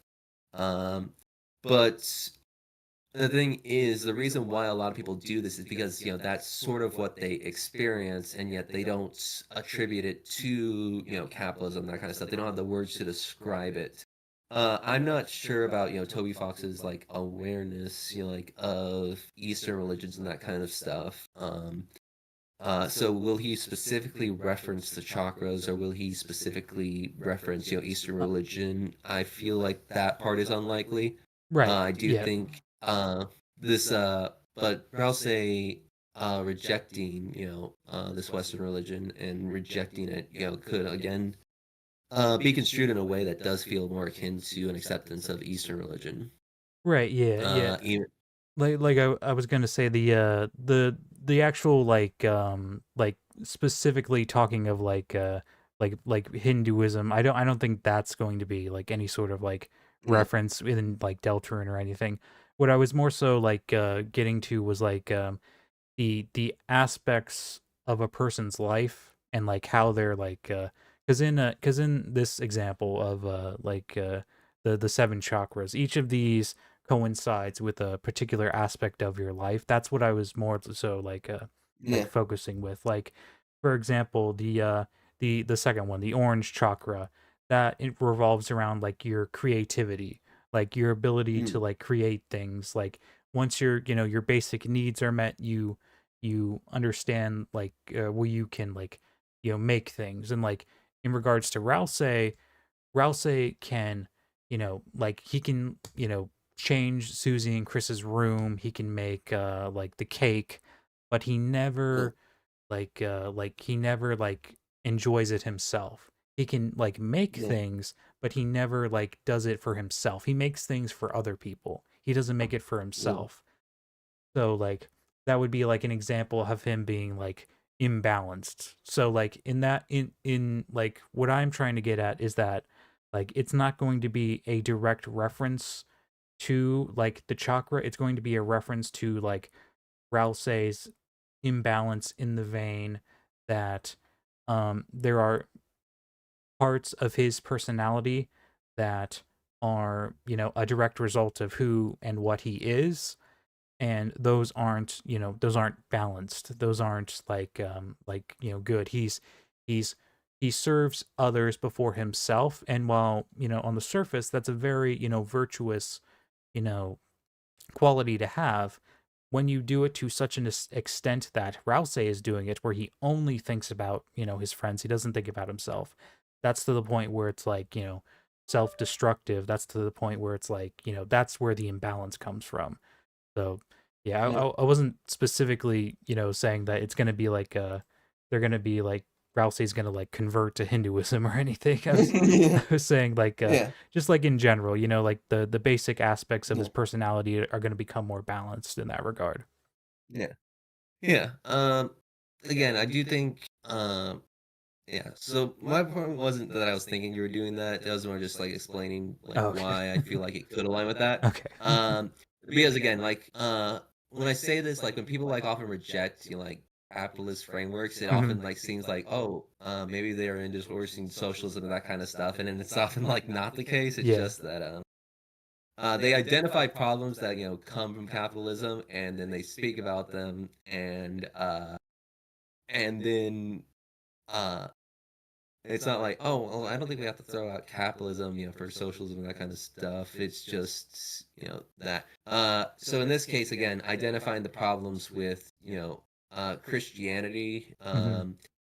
and, you know, religion based around like self-sacrifice and that kind of stuff, and how it often, you know, rejects the self, would, you know, often like lead to similar conclusions like, hey, there are, you know, you can improve yourself, you know, like without the Bible, you can become a better person without, you know, the Quran or the Torah, that kind of stuff. Yeah. Um, would often like lead to other, you know, ways that people have, you know, found either enlightenment or, you know, gone through religion. And, you know, one of the biggest ones, of course, you know, like Buddhism and Hinduism, where it, you know, often a focus, you know, like on meditation, the improvement of the self, like that even a normal person, you know, can become, you know, the Buddha, you know, a god. Yeah. But yeah, that's pretty much everything. I did have like notes on the other like chakras. We could go through it, but I think it's pretty much like I think I pretty much explained like the gist of it. You know, like how Rouse is going to become more of like a balanced person. That's really the crux of the theory and whatnot. Yeah. I mean, I mentioned before, I do think that Rouse is probably gonna like again, I like the idea of like trans Rouse, and one idea again I've come to is Rouse's main color will change from like green to orange. Um, you know, as they get, you know, Mhm. Yeah, is basically it? make their own identity. Yeah, yeah. Change in attire. Yeah. Yeah. Um, that was pretty much what I had. Did you have anything left in regards to colors, In regards to, so let me see real quick. or just anything really? It doesn't have to be. Like I said, it's not like strict.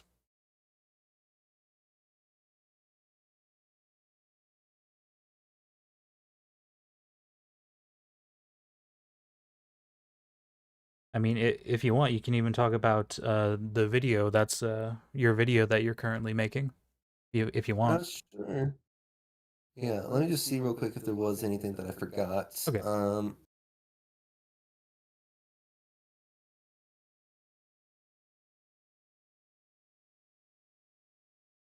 Mhm. One thing I found kind of interesting is that pacify for tired enemies, they're represented as blue. Hmm. Uh, like something I've noticed is Chris does seem kind of tired a lot of the time.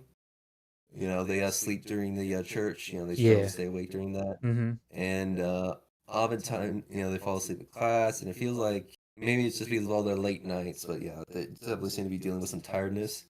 That's also another thing that connects them close to Werewire, because they're always tired when you first confront them.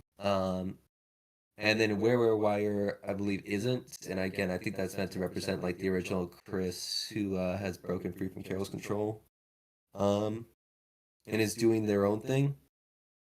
Um,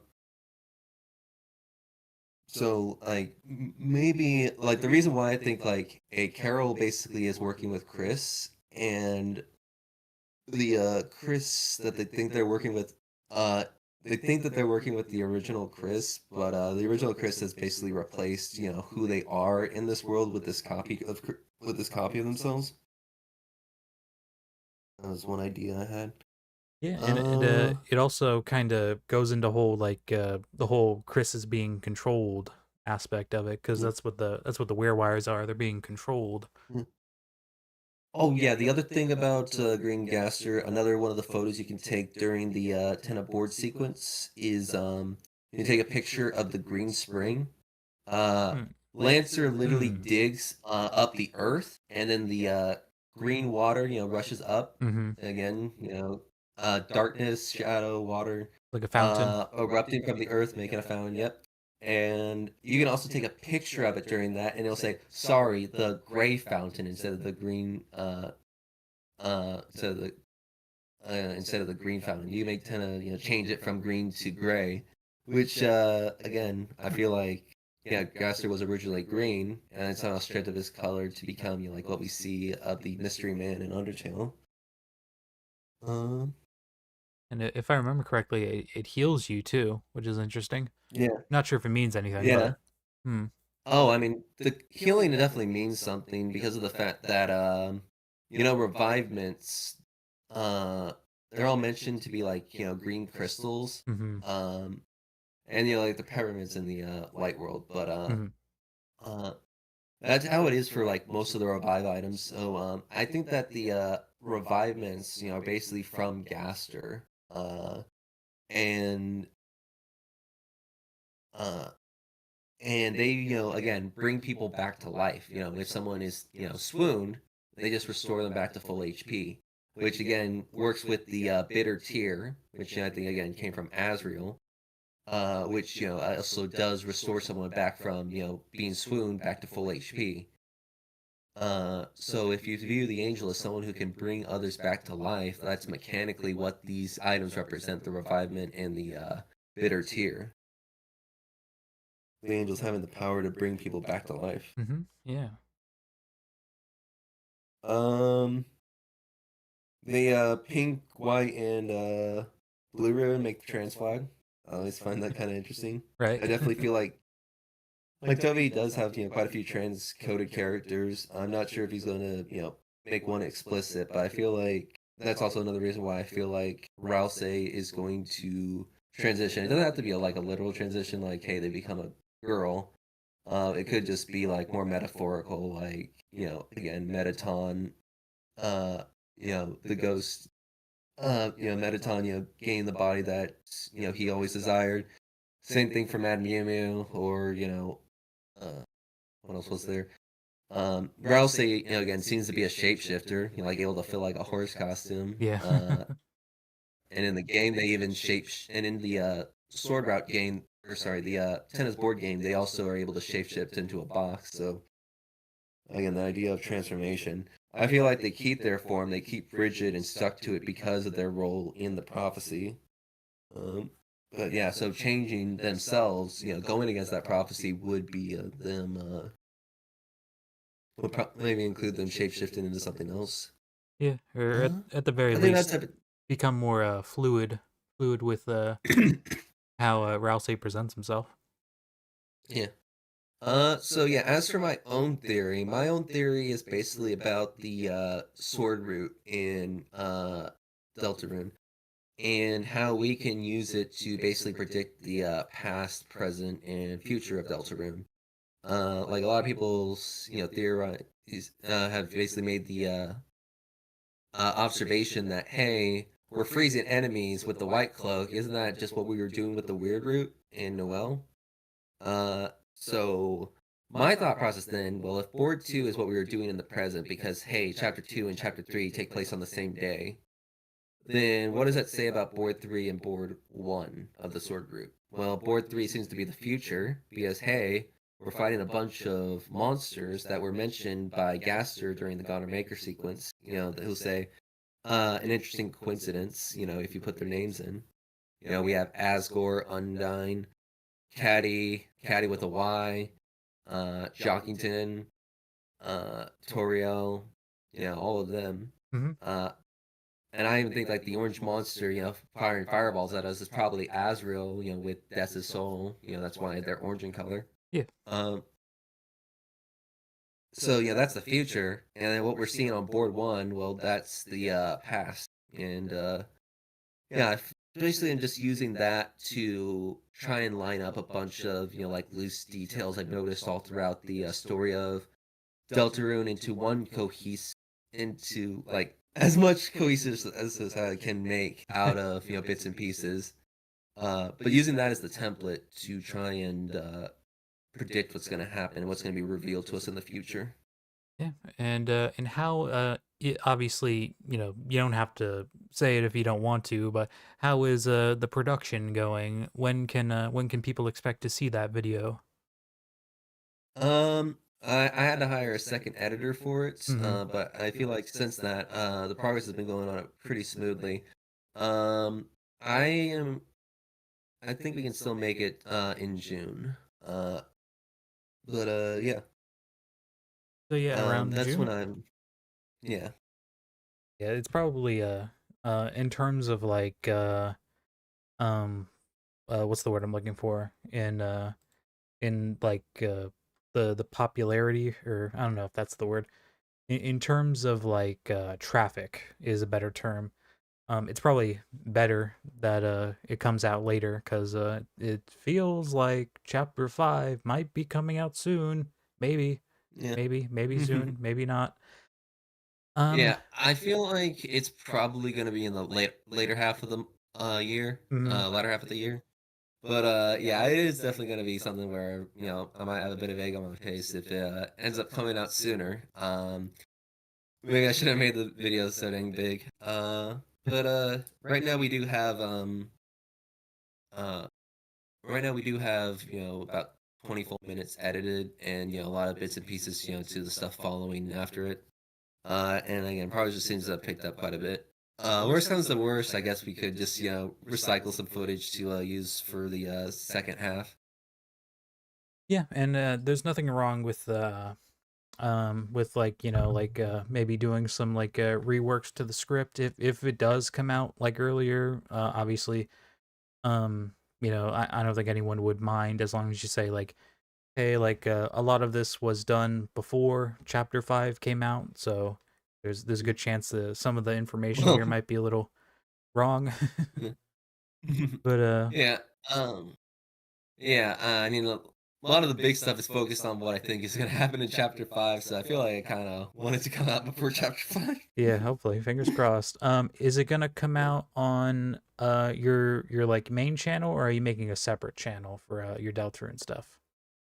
I think I'll probably just do it on my main channel. Like, I just have a bunch of random stuff on there. Mm-hmm. It feels a bit weird to just make a second channel for nothing. I've never really had like any aspirations to become like a big YouTuber or that kind of stuff.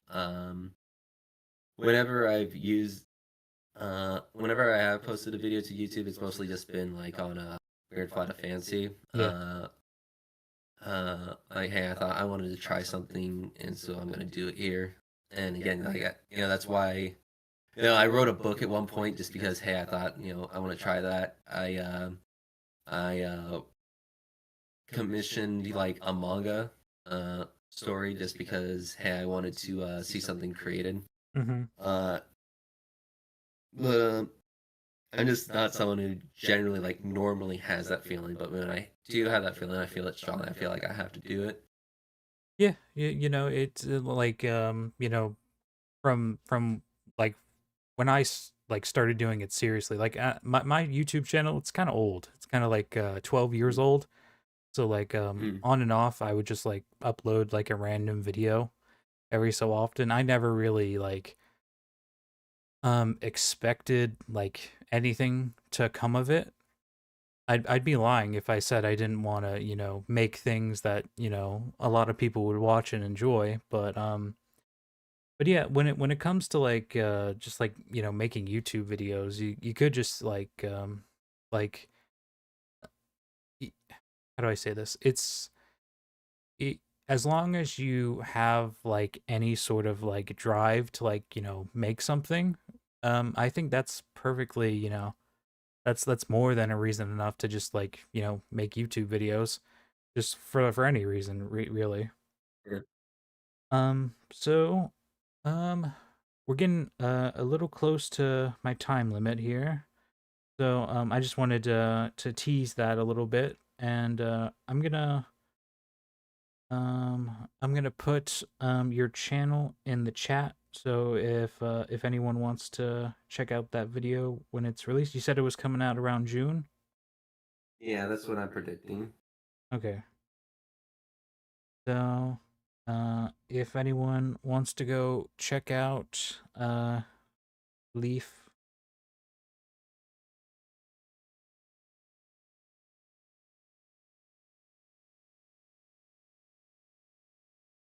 there, make sure I'm spelling the channel name right. Okay, there we go. So that is I'm pretty sure that's your channel name, Leaf Blady, right? Yep. Okay, yeah. So that is a link to Leaf's channel. They are planning on releasing a video in June, so if you guys want to check it out, go ahead and see it when it comes out. Go and subscribe to them if you want to go watch that. Um, so yeah, I think I've asked this, but is there anything you wanted to say? Any like closing remarks, Leaf? Um, I guess, yeah, if you feel like you're noticing things in that you feel like others haven't, try and investigate those. I yeah, I just, had that weird thought. Like it's kind of something I was kind of like inspired by, like Double Dan when he made his Chris Slash theory. And I know some people like really don't like that theory, but if there's something that you feel like, hey, am I noticing something that other people's aren't? It's good to like, talk with others, maybe more experienced than you and that kind of stuff. Talk about your own thoughts, see what they think about them, refine them. That's how my current thought process goes. Like I just always like to talk to people. I like to like just I'm just like really curious about certain stuff, and I want to make sure I am understanding and representing the best I can when I do this type of stuff. Um, don't ever get too committed to any ideas you have. It's definitely good to be passionate and strong about those things, but if you do invest too much into it, then you do always run the risk of like your disappointment from it not filling, being what sinks your feelings towards it. I am kind of like worried about that. Like for some people, like who seem so committed to certain night identities that they seem unwilling or unable to consider other options. And it makes me a bit worried. Like if someone else is confirmed as the knight, are they going to suddenly just think, man, what the heck is Toby Fox doing? That kind of stuff. Because of that. Right, yeah, Um, yeah. The theorizing is, fun. I feel like it should be fun, yeah, like just yeah, theorizing about stuff in general. And yeah, if it's wrong, then it's yeah, not really like, yeah, that's the point. Like that's why it's, it's a theory. You didn't have like yeah, all of the information, yeah, yeah, at your disposal. That's kind of just how it goes. yeah, That's whenever you yeah, make a theory, you just like you that's like inherently there's always a chance that it's wrong. And yeah, that's with any theory. Whenever it's doesn't yeah, matter how many people believe it or not. yeah. Um, the other thing, I guess I'll mention again, even if I think, uh, oops, even if it doesn't seem to be confirmed now, there's always a chance, like something seems to deconfirm it. There's always a chance that something later may come up that reconfirms it. A lot of people like thought. Have you seen Steven Universe? Yes, yes, I have. Yeah. A lot of people, like, who were on the, side of, rose quartz was actually pink diamond, like, they kept on, they kind of, like, abandoned that theory because they think, "Oh, there's so much stuff coming out counter to that," and then eventually they were proven correct. Again, I think that's the, knight's identity that we're gonna see revealed in chapter 5 probably isn't going to be Des, but that doesn't mean that Des, isn't the knight or maybe the roaring knight. It could just be that she's gonna come later. Um Because again, I mentioned that, two nights theory. Yeah, yeah. Uh, And regardless of anything, no matter what theory is right, I just be happy as long as the story is satisfying. That's all. oh That's yeah, all I really definitely. mind. Like, I spend a lot of this time theorizing just because again, I'm so curious. I want to learn every facet about, Deltarune and that kind of stuff. That's also a bit embarrassing to admit. Like I think this is actually like more embarrassing than like people who like to like ship characters a bunch and that kind of stuff. I do like to power scale a little bit. Mm. Uh, like I think power scaling is actually more cringe than any kind of like uh shipfic writers because at least they're learning and their ability to like write. They are getting better, at a skill that I think could be useful. Power scaling doesn't have much application outside of power scaling. Um, but I still would say the reason why I want to go into the weeds, on so much of these topics is because I go so much into Deltarune that I want to explore a lot of the cavities that people haven't explored and that kind of stuff as much. To see more stuff about this game, and I feel like uh, I wouldn't want to do this though if the base game wasn't good. So again, the fact that a game has a lot of interesting theories you can make about it, that isn't what makes the game good. It's the fact that the game core experience, its narrative, its characters, its themes, those are the most important parts of the story. Uh, and if those weren't good, I wouldn't have had this interest. So always, yeah, remember that your theories aren't the most important part. Oh yeah, characters are the heart and soul of the story. That is Mm, why I like making videos about characters so much. mm, But yes, yeah. I would say that is a good place to end it. Leaf, I want to thank you for coming out and talking to me today. No problem. I'm glad you had me on. Yes, yes, thank you. And I want to thank everyone who came out to watch the stream. This is just the pilot. Maybe I'll do this again in the future. Maybe we'll see. Sorry, I didn't have a chance to read chat too much throughout the stream. But yeah. Um, excuse me. But yeah, I wanna hope you guys have a good rest of your day. I want to thank you all so much for watching, and bye bye.